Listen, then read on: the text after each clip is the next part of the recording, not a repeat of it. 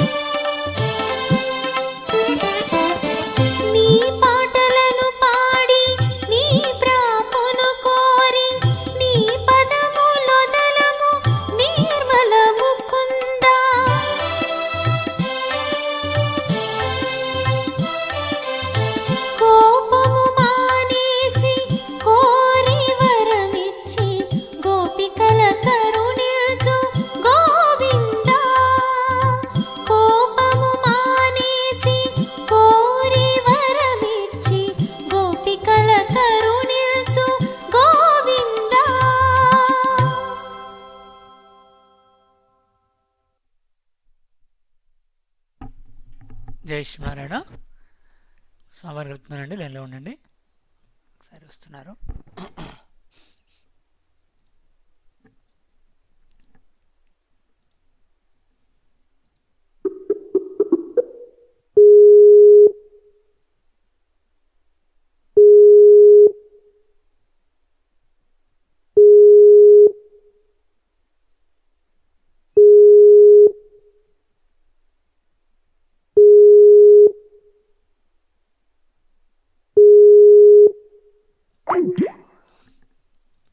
మళ్ళీ కలుపుతాను ఒకసారి.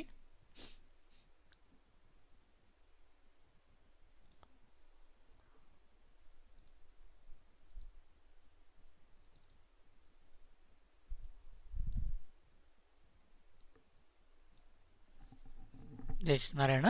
మనకు స్వామివారు కలుపుతున్నారండి.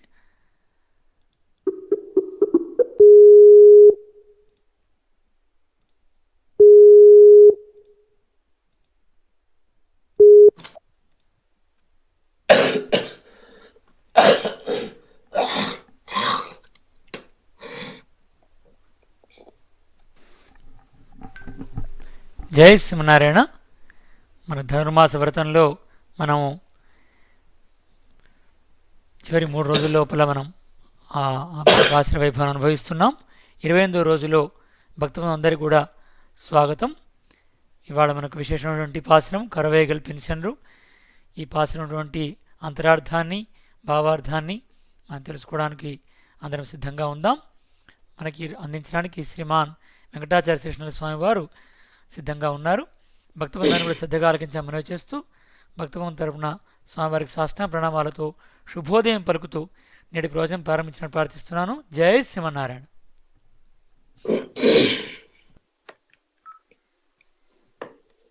హరి ఓ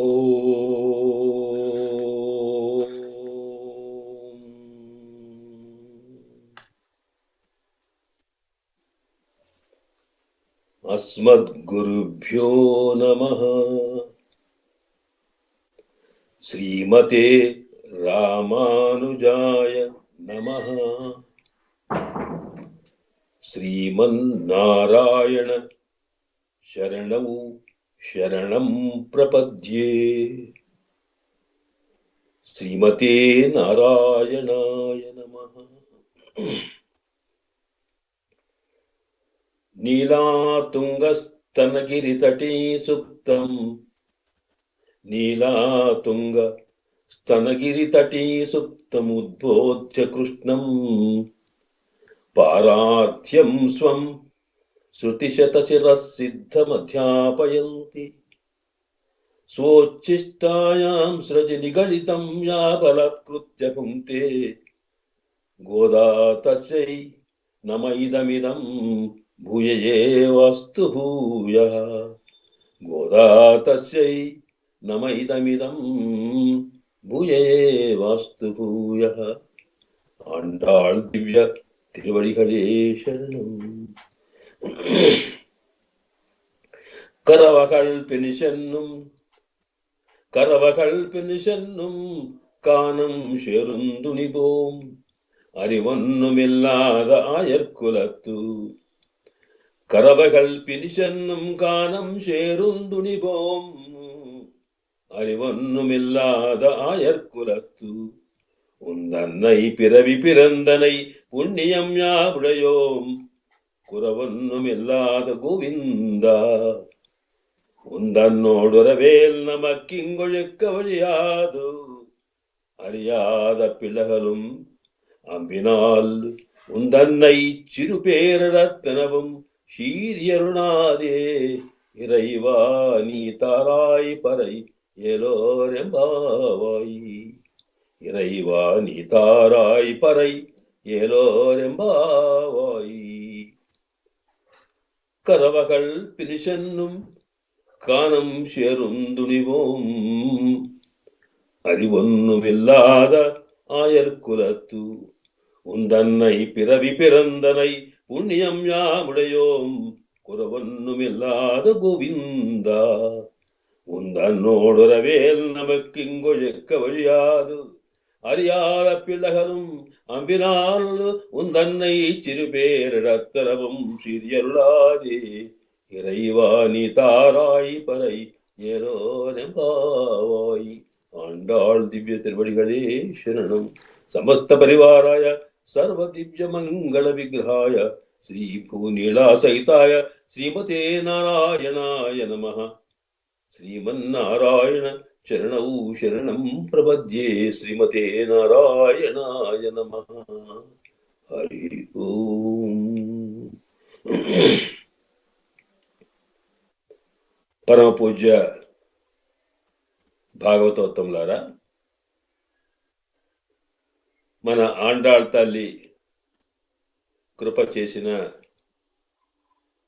తిరుప్పావై దివ్య ప్రబంధంలో ఈరోజు మనం 28వ పాసురం యొక్క విశేషాల్ని సేవించబోతున్నాం.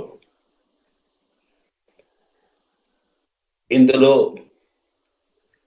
గోపికలు కృష్ణ భగవానునికి తమ దీనత్వాన్ని, తమ అకించన అనన్యగతి అంటే స్వామి నీవు తప్ప మాకు మరొక ఉపాయం లేదు నిన్ను పొందడానికి, మాకు కావలసింది నీవే, నిన్ను పొందాలనుకుంటే ఇంకా మా దగ్గర నీ కృప తప్ప మాకు మరొక మార్గమే లేదు స్వామి. కనుక నీవు మమ్మల్ని క్షమించి మా వల్ల ఏవైనా సరే తెలిసి తెలియక తప్పులు జరిగి ఉంటే నీవు పరమకృపతో క్షమించు స్వామి, మమ్మల్ని కరుణించు. అలాగే మా కోరికలని లోకం కోసం మేము చేస్తున్న ఈ వ్రత ఫలితాన్ని అందిస్తూ మాకు కావలసిన నీ కైంకర్యాన్ని, నీ సేవను మాకు అందేట్టుగా చేయి స్వామి అంటూ తమ దగ్గర పరమాత్మను పొందడానికి ఎలాంటి ఉపాయం లేదని, అందువల్ల వాడి కృపనే వాడిని పొందించడానికి కావలసింది కనుక ఇందులో స్వామి యొక్క కృపను కోరుతున్నారు. ఇది చాలా ఇప్పటిదాకా కూడా వాళ్ళు ఎన్నో రకాలుగా స్వామిని స్తోత్రం చేసినారు. అలాగే తమ మనసులో ఉన్న భావాన్ని చెప్పారు. ఎన్ని చెప్పినా ఆ కృష్ణ భగవానుడు ఇంకా వాళ్ళను అనుకున్నట్టుగా అనుగ్రహించడం లేదు అని భావించి వారు పరితాపంతో ఆర్తితో స్వామి దగ్గర మేమేమి దోషాలు చేశామో అందుకోసమే పరమాత్మ అనుగ్రహం మా మీద రావడం లేదు అని అనుకొని, స్వామి మా దీనతను చూచి నీవు మమ్మల్ని అనుగ్రహించు అనే మాటని ఇందులో ప్రార్థిస్తున్నారు. చాలా ఆర్తితో, చాలా ఆవేదనతో కూడుకున్న హృదయంతో. ఇలా చేస్తేనే పరమాత్మ యొక్క అనుగ్రహం కలుగుతుంది అని మనకి ఆండాళ్ తల్లి ఇందులో దివ్య సందేశాన్ని ఇవ్వదలుచుకున్నది. ఇరైవా నీ తారాయ్ పరై. ఇరైవా ఓ స్వామి, కృప కలిగిన స్వామి, నీవే నీ తారాయ్, నీవే మాకు కృప చేయాలి. ఇంకా మేము శ్రమపడి లేక మేము ప్రయత్నించి సాధించగలిగేది ఏమీ లేదు స్వామి అంటూ నీ తారాయ్, ఇరైవా నీ తారాయ్. ఏమిటి పరై పరై పరై అంటున్నారే? ఆ పరై అంటే తాము కోరుకునే పురుషార్థమిత ఉందో ఆ పురుషార్థాన్ని తామే కృపతో అందించాలి అని ప్రార్థిస్తున్నారన్నమాట. ఇక్కడ కూడా పరై అంటే ఏమిటో వీళ్ళు వివరించలేదు. అదేమిటో వీళ్ళు చెప్పేదాకా ఆ స్వామి కూడా వీళ్ళని పరీక్షిస్తున్నాడు అనమాట. సాధారణంగా పరై అనే మాటకి ఏదో వాయిద్య విశేషమని, వ్రతం చేస్తున్నాం కనుక ఆ వ్రతానికి కావలసిన మంగళ వాయిద్యం లాంటిది కావాలని కోరుతున్నటువంటి మాట మాత్రమే కనిపించిన దాని ద్వారా ఎన్నో రకాల అభిప్రాయాలు వస్తున్నాయి కనుక పరై అంటే వీళ్ళ అభిప్రాయం పరమాత్మ, ఆ పరమాత్మ కృష్ణుడే తమవాడు కావడం, ఇది పరైకి అర్థం వీళ్ళకి.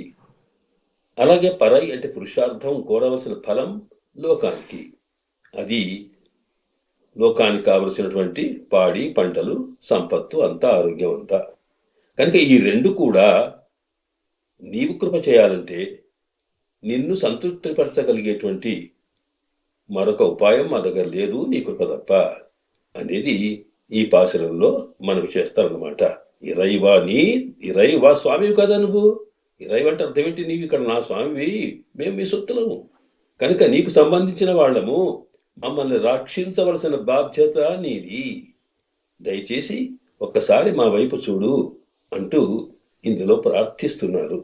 కనుక ఈ చివరి మాటనే పాశురంలో వాళ్ళు చెప్పదలుచుకున్న అభిప్రాయానికి ముఖ్య అంశం చెబుతుంది. అయితే ఇక్కడ ఎందుకు ఈ సమస్య వచ్చింది అనడానికి, అక్కడ ముందుగా మనకి ఇంతకు ముందున్న పాశురాల్లో వాళ్ళు చేసిన నివేదన, దాన్ని తాను విన్న సంగతి, వాటి మీద కృష్ణునికి గోపికలకి ఒక చర్చ జరుగుతుందన్నమాట, సంభాషణ. అది ఇందులో మనకు ఆండాళ్ తల్లి కృప చేస్తుంది. ఇంతకుముందు మాలే మణివన్న మార్హజిని రాడువాన్ అని చెబుతూ ఆశ్రితవత్సరుడమైనటువంటి, ఆశ్రిత వ్యామోహం కలిగినటువంటి మా అందరి మీద ఎడతెగని ప్రేమ కలిగినటువంటి స్వామి, మేము మార్గశిర వ్రతం చేస్తున్నాం కనుక ఆ వ్రతానికి కావలసిన పరికరాలు, ఉపకరణాలు, దానికి కావలసిన వస్తువులు ఏమిటో అవే మీరే కృప చేయాలి అని ఆ పాశురంలో వారు ప్రార్థించారు. అవి సామాన్యంగా లోకానికి వ్రతం పేరిట చేసే పరికరాలు చెప్పిన వాటికి అంతరార్థంలో స్వామి మాకు నీ బ్రహ్మానంద మోక్షానందానికి కావలసినటువంటి పరిస్థితులను నీవే కల్పించాలి అని ఆ పాశురంలో ప్రార్థించారు. ఆ తర్వాత కూడారై అనే పాశురంలో చూడగమే తొల్వలయే తోడే సెవిప్పువే పాడగమే అని ఇలాగా తమకు కావలసినటువంటి రకరకాల ఆభరణాలు, అలాగే ధరించడానికి కట్టుకోవడానికి వస్త్రాలు, అలాగే అనుభవించడానికి తినడానికి కావలసిన పాదశోరు, వీటితో పాటు అందరం కలిసి తినే కృప ఇవన్నీ కలగచేయమని ప్రార్థించారు. ఇక్కడ మొదటివేమో వ్రతం చేయడానికి అవసరమైన పరికరాలు, రెండవ పాసురంలో వ్రతం చేసిన తర్వాత తమకు కావలసిన ఫలితం, ఈ రెండు అక్కడ చెప్పారు వాళ్ళు. ఆ ఫలితంలో కూడా మళ్ళీ రెండు అర్థాలు వచ్చాయి.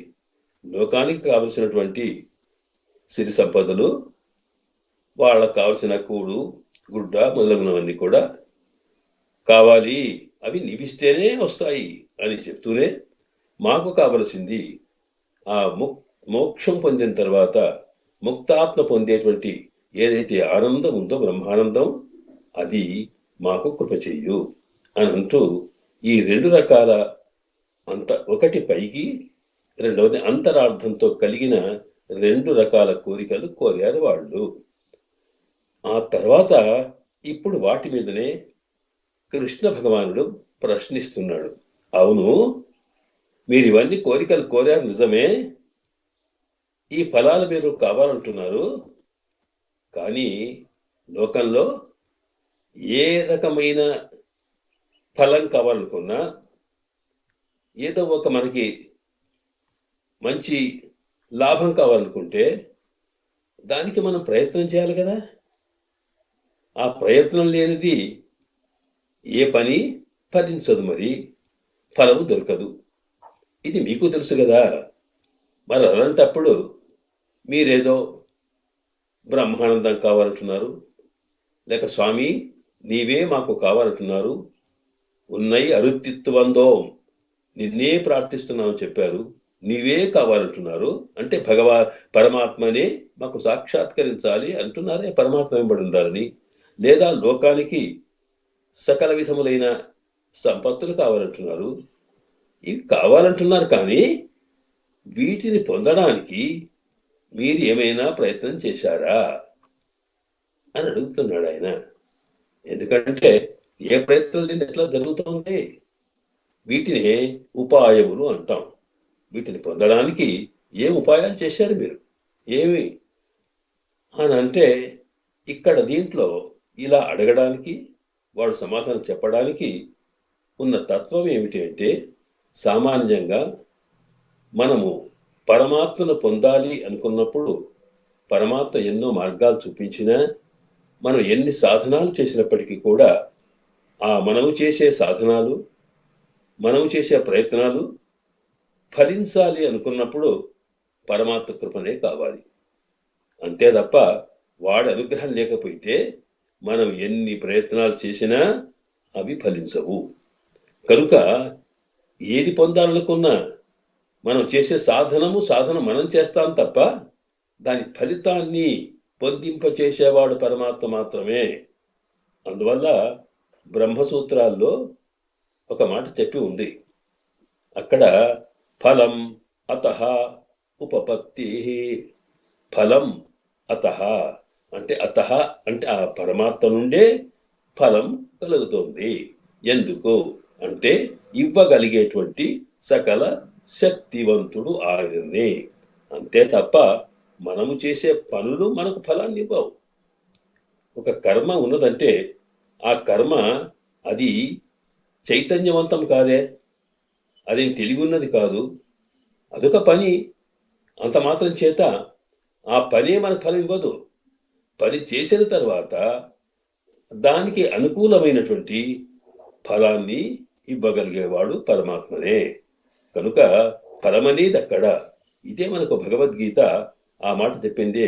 కర్మణ్యేవ అధికారస్తే మా ఫలేషు కదాచన మా కర్మ ఫలహేతుర్భూ అని. కర్మణ్యేవ అధికార తే, కృష్ణ భగవానుడు చెప్పాడు. ఇదిగో నీకున్న అధికారం ఏమిటి? కర్మ చేయడం. అంతే. నీవు చేసిన కర్మ, నీవు చేసిన పని దాని ఫలితాన్ని ఇచ్చేవాడిని నేను, అంతే తప్ప ఫలితాన్ని నేనే పొందుతాననే అధికారం నీకు లేదు. అధికారం అంటే నీకు ఆ శక్తి లేదన్నమాట. అందువల్ల మా ఫలేషు కదాచన, ఎప్పుడు కూడా ఫలముల మీద అధికారం లేదు, కర్మ మీదనే జీవులకు ఉన్నది. అది నిజమే. సామాన్యంగా ఒక రైతు తాను పొలాన్ని దున్నుతాడు, దాంట్లో సరే నాట్లు వేస్తాడు, ఎన్నో చేస్తాడు. కానీ అది పెరిగి పెద్దదై దాంట్లో పంట పండగలిగేటువంటి పరిస్థితి వీడేం లాగి చేయలేడే. దానికి కావలసినటువంటి నీటిని అందించగలుగుతాడు, కావలసిన ఏర్పాటు చేయగలుగుతాడు వీలైతే. ఇంత చేసినా అది పంట చేతికి వచ్చే సమయానికి ఒకవేళ రాళ్ల వాన పడ్డదనుకోండి, వాడికి ఆ ఫలం దొరకదు. కనుక ఇలాగా లేక ఉట్టిగానే పెరిగిన వాటికి ఫలం దొరుకుతుంది. కనుక లోకంలో ఎక్కడైనా సరే ఇది చాలా గమనించాల్సిన అవసరం. ఎందుకంటే కర్మ అనేది కనుక మనం నేను సాధిస్తాను, నేను చేస్తాను, నేను పొందాను అనుకోవద్దు.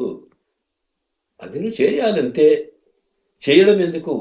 దీన్ని ఆ చేసేటప్పుడు కూడా ఇదిగో నా శక్తి ప్రకారం చేస్తాను కాదు, చెయ్యమన్నాడు కనుక ఇది చేస్తే నీకు ఫలితం ఇస్తాను అని పరమాత్మ అన్నాడు కనుక అది మనం చేసి తీరాలని భగవద్ ఆజ్ఞా రూపంలో పరమాత్మ ఆజ్ఞను మనం పరిపాలిస్తున్నాం కనుక మనకు స్వామి కాళ్ళిచ్చాడు, చేతులిచ్చాడు, దేహం ఇచ్చాడు. విచిత్ర దేహ సంపత్తి ఈశ్వరాయ నివేదితం, పరమాత్మ కోసమే సకల అవయవములు మనకి ఇచ్చాడు కనుక వీటి ద్వారా మనం చేయాల్సిన కర్మలు చేయాల్సిందే. చేయడానికే ఇచ్చాడు ఆయన, లేకపోతే చేతులు ఎందుకు, కాళ్ళు ఎందుకు? కనుక చేయడం అవసరం. కానీ ఆ చేస్తున్నంతసేపు ఇది పరమాత్మ అనుగ్రహం కోసం, పరమాత్మ యొక్క ఆజ్ఞగా చేస్తున్నాను తప్ప నేనేదో సాధిస్తాను అనుకుంటే అది కుదరదు. దానివల్ల ఏమవుతుంది? నేను ఫలితాన్ని పొందుతాననుకొని, నేనే సాధిస్తాననుకొని మనం పట్టుదలతో చేసిన తర్వాత దానికి తగినటువంటి ఫలం రాలేదనుకోండి, దాని ఫలితం ఏమవుతుంది? మానసికమైన వ్యత. కనుక మనకి దుఃఖము, సుఖము ఇవన్నీ కూడా వాటికి ఫలము మనం చేసే ప్రయత్నంలో ఫలిస్తే సంతోషం, ఫలించకపోతే దుఃఖం. ఇవన్నీ కారణం ఎందుకంటే నేను ఏదో చేసి సాధిస్తున్నాను అనుకోవడం.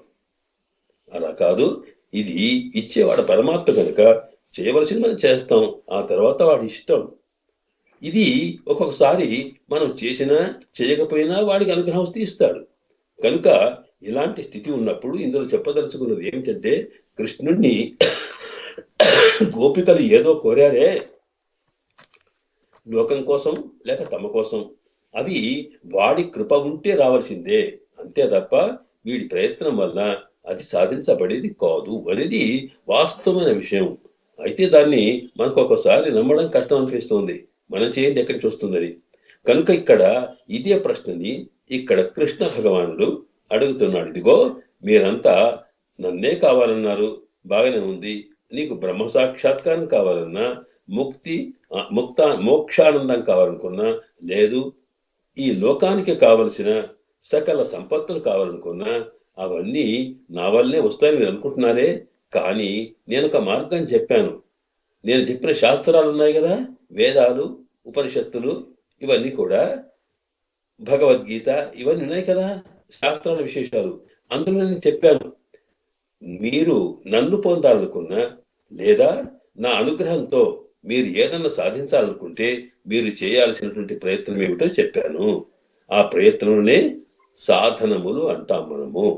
కనుక ఆ సాధనములు ఏమిటి అన్నప్పుడు చెప్పాడు అక్కడ కర్మయోగం, జ్ఞానయోగం, భక్తి యోగం, ఇలాగ ఎన్నో.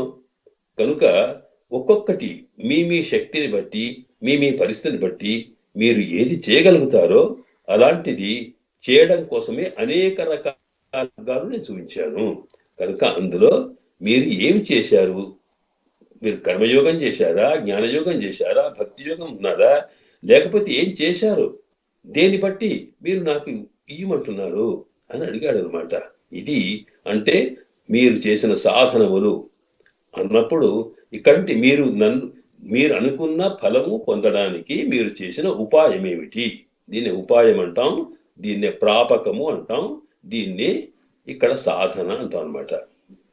అన్నప్పుడు ఒక ఫలాన్ని పొందాలి అనుకున్నప్పుడు శాస్త్రము రెండు మార్గాలు చెప్పింది. ఒకటి సాధన ద్వారా, అంటే మన ప్రయత్నము ద్వారా ఫలమును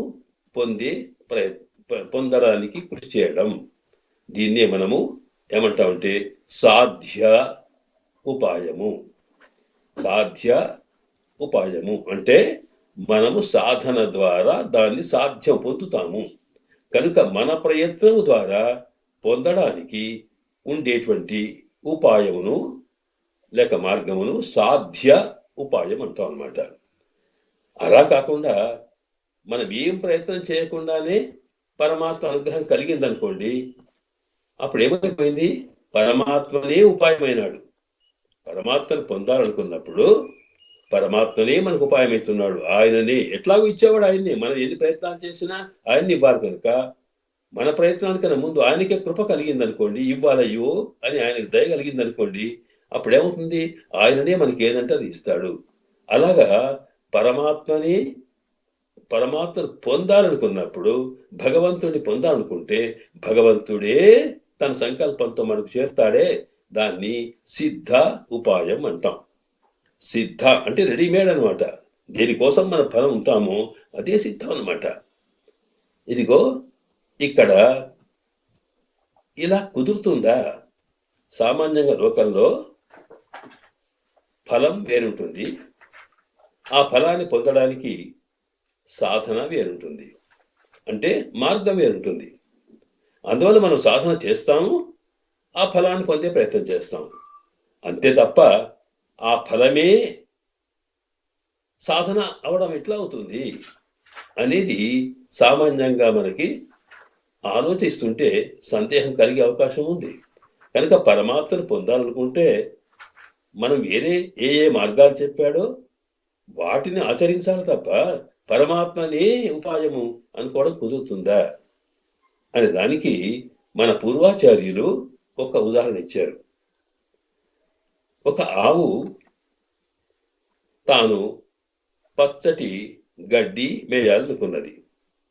దానికి తినడానికి కావలసింది గడ్డి, పచ్చటి గడ్డి.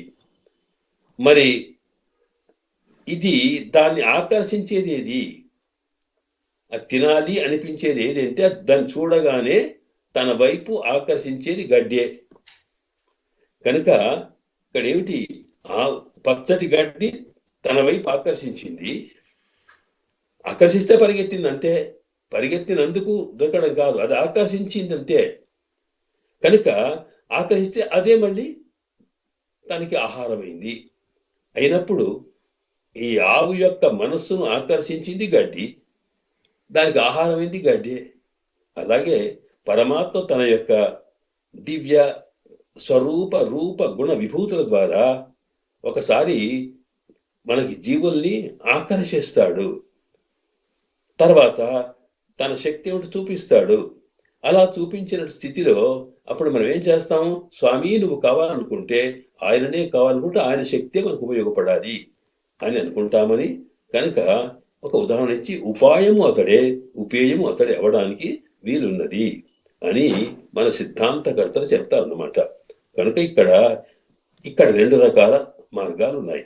ఒకటి పరమాత్మనే తానే సంకల్పించుకుని మనకు లభించడం, లేదా పరమాత్మ కోసం మనం ప్రయత్నం చేయడం.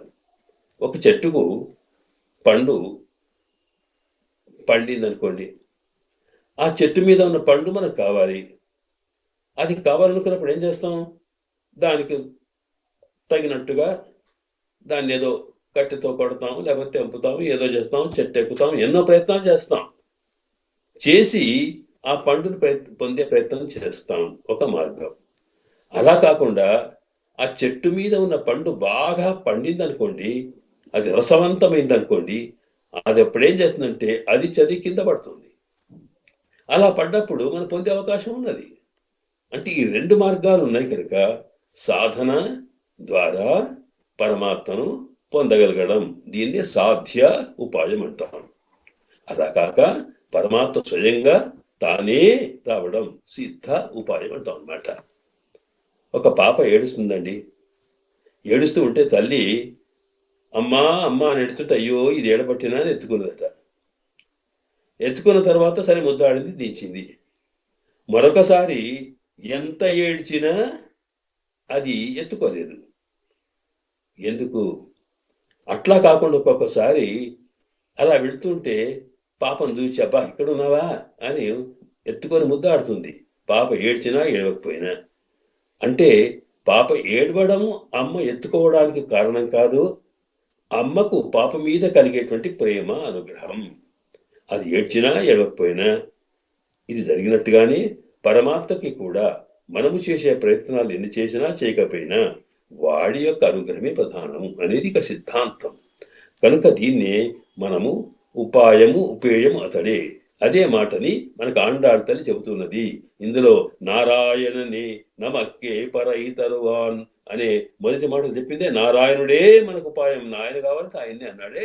ఆ మాటని ఇక్కడ చెప్తూ కృష్ణ, మేము నీవే వస్తే మరి ఉపాయాంతరములు మాకు లేవు అనేది. అయితే ఒకటి ఉంది, కృష్ణుడు పరమాత్మ ఎప్పుడు కూడా మనకి తనను పొందింపాలనుకుంటే, తాను దొరకాలనుకుంటే ఎవడికి మిగతా ఉపాయములు ఏవి కూడా చేయడానికి వీలు లేని స్థితి వస్తుందో అలాంటి వాళ్ళకి తానుంటాడట. అదే మాటని మనకు అర్జునుడికి భగవద్గీతలు చెబుతూ కర్మయోగం చేయమన్నాడు, జ్ఞానయోగం, భక్తి యోగం చేతి ఇవన్నీ మా వల్ల కాదు. ఎందుకంటే అందులో చెప్పిన పద్ధతిని బట్టి చూస్తే ఇది సామాన్యుని వల్ల అయ్యే పని కాదు. మేమంతా బలహీనులం కదా, ఒకవేళ చేసినా అది మళ్ళీ ఈయన అనుగ్రహమే ముఖ్యము అనుకున్నప్పుడు అర్జునుడికి విషాదం పెరగడానికి కారణం కూడా అదేనట. మొట్టమొదట యశ్రేయస్యాత్ నిశ్చితం బ్రూహి తన్మే అని, కృష్ణ నాకు ఎక్కడ అర్థం కావడం లేదయ్యా, నీవు నాకు ఏది మంచిదో అది నీవే నిశ్చయించుకొని చెప్పు అని శిష్యస్తేహం షాధిమాం త్వాం ప్రపన్నం. ఇదిగో నేను నీ శిష్యుడిని స్వామి, నా గురువు, నాకు ఏది మంచిదో నువ్వు ఆలోచించి నాకు ఏది దుఃఖాన్ని నివృత్తి చేయగలుగుతుందో, నాలో ఏది ఉత్సాహాన్ని ఇస్తుందో, నాలో ఏది కార్యోన్ముఖుడిగా అంటే నేను యుద్ధం చెయ్యను అనేటువంటి స్థితి నుండి నా మనసు గట్టిపడుతుందో, దేనివల్ల నాకు మేలు కలుగుతుందో దాన్ని మీరే ఆలోచించి మాకు అనుగ్రహించండి, నేను మీకు శిష్యుడిని అవుతున్నాను అని ప్రపత్తి చేసినాడు అర్జునుడు. చేయగానే అలా కాదయ్యా, నువ్వు ఎందుకు గనుక చివరికి ఏం చెప్పాడు, సర్వధర్మాన్ పరిత్యజ్య మామేకం శరణం వ్రజ అహంత్వా సర్వపాపేభ్యో మోక్షయిష్యామి మా శుచః. ఎందుకు దుఃఖిస్తావు గనుక నేనున్నాను, నీకేం ప్రయత్నం లేదు, అన్నిటి కూడా వదిలేసి నా దగ్గర రా, నన్ను పట్టుకో అన్నావే. ఆ మాట మొదలే చెప్తే అయిపోయేదా? ఎందుకు నేనున్నానయ్యా అంటే అయిపోయింది. ఈ 18 అధ్యాయాలు ఇంత అవస్థ ఎందుకు అంటే ఇక్కడ కారణం ఉన్నది. అంటే సామాన్యంగా మనము జీవులమంతా చైతన్యం కలవాళ్ళము. మనకి ఎప్పుడు ఆలోచన ఒకటి ఏమిటంటే మనము చేయాలి తప్ప ఇలా కూర్చుంటే ఎట్లాగా అనే భావన మనకు ఉంటుంది. నేను చేయగలుగుతాను అనేది, చేయగలుగుతాను అనే నమ్మకం ఎప్పుడైతే ఉంటుందో అప్పుడు ఏం చేయాలి, వదిలేస్తాడు స్వామి, చెయ్యు, నువ్వు ఎంత చేస్తావో చెయ్యమని. చేసిన తర్వాత ఆయనకు అనుగ్రహం వస్తే ఫలిస్తాడు, లేకపోతే లేదు. అలా కాకుండా స్వామి నా వల్ల ఏమీ కాలేదు, కాలేదు అంటే అర్థం ఏంటన్నమాట ఇక్కడ, నా వల్ల కాదు అనుకుంటే నీవు చేసే ప్రయత్నం నీకు నిజంగా కూడా నీ వల్ల కాదు అని పరమాత్మకు తెలియాలి. సర్వజ్ఞుడు ఆయన. నీ కాళ్ళు చేతులు బాగానే ఉండి నేను నడవలేను అంటే కుదరదు ఆయనకి.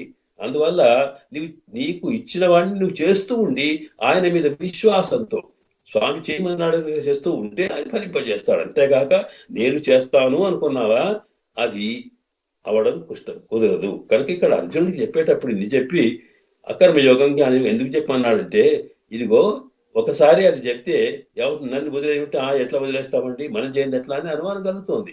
కనుక మనకున్నటువంటి ఆ భావన తొలగేంత వరకు ప్రయత్నం మనం చేయాల్సి వస్తుంది. చేయడానికి వదిలేస్తాడు ఆయన. ఆ తర్వాత నా వల్ల ఏది కాదు అన్నప్పుడు అప్పుడు తెలుస్తుంది, ఓహో నేనేనా నీకు కావాల్సింది అంటాడట.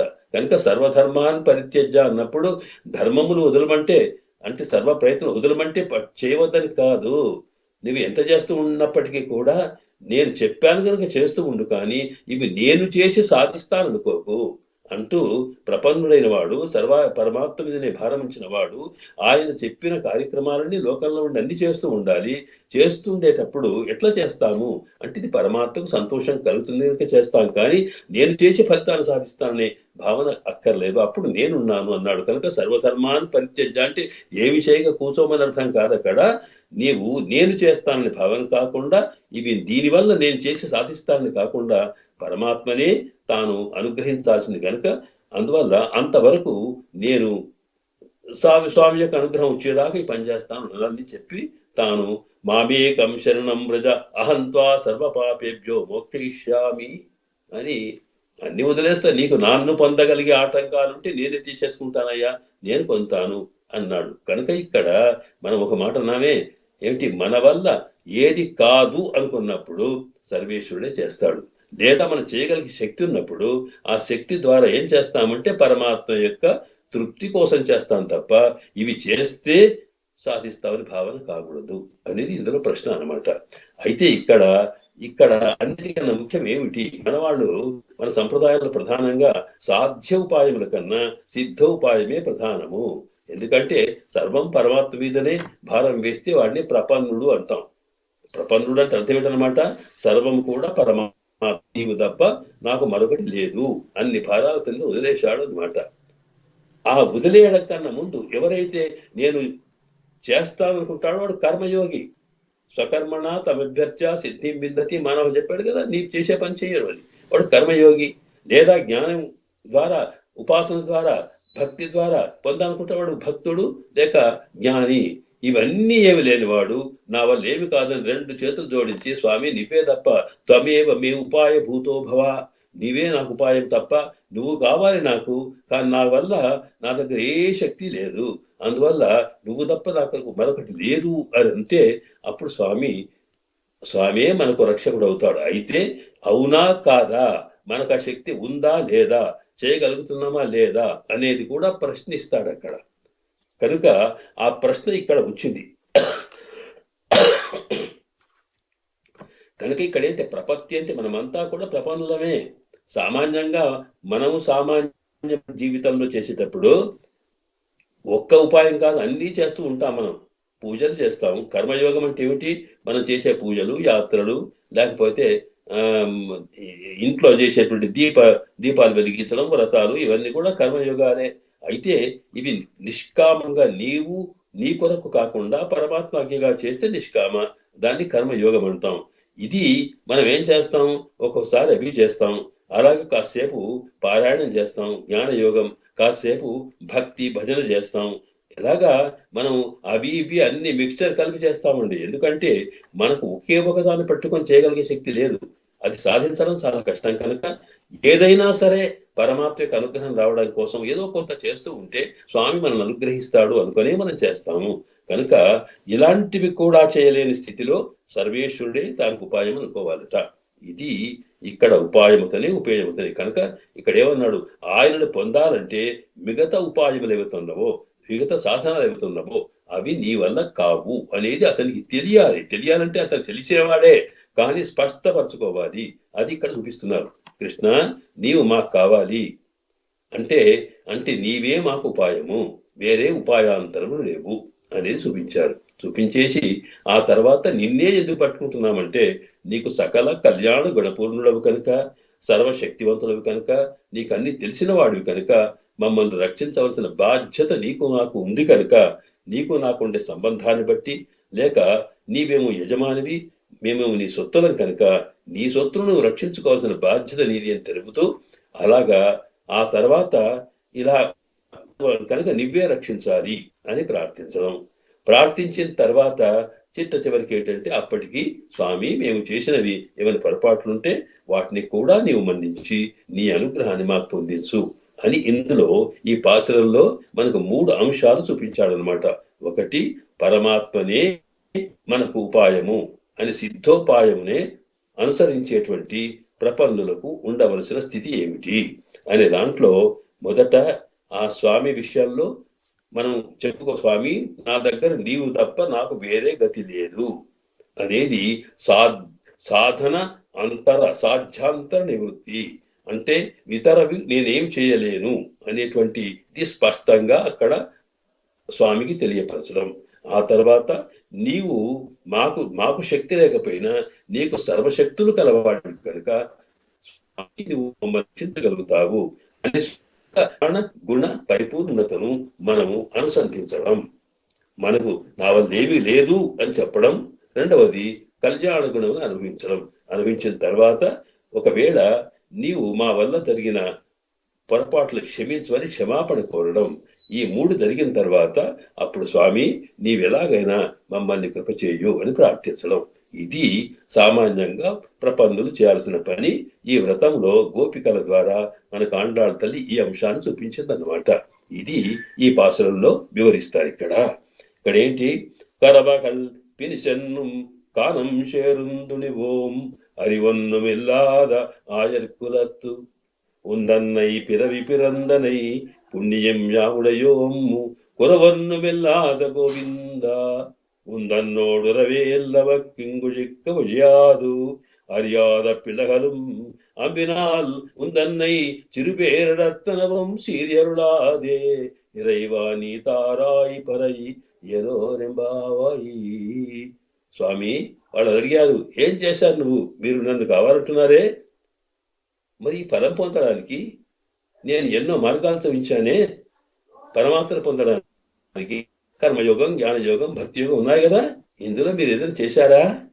ఏమి చెయ్యండి, నేను ఎట్లా మీకు ఫలం ఇవ్వడం అని అన్నట్టుగా భావించుకొని అక్కడ అంటున్నారు స్వామి, మా దగ్గర ఏముంటుంది కనుక ఇదిగో ఈ విషయాలు తెలియాలనుకుంటే ఏం చేయాలో శాస్త్రం ఒక పద్ధతి ఉంది.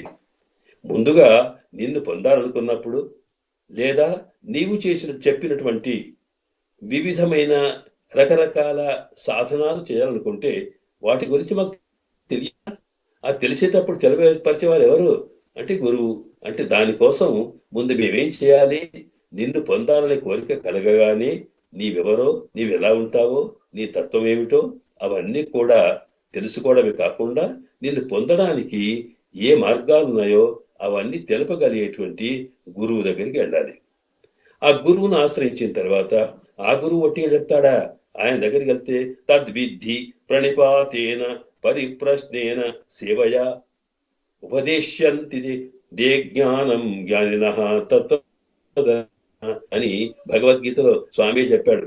ఇన్ని చెబుతున్న కృష్ణుడు అర్జునుడికి ఇదిగో ఈ విషయాలన్నీ నీకు తెలియాలయ్యా అన్నాడు. మరి తాను చెప్పొచ్చు కదా.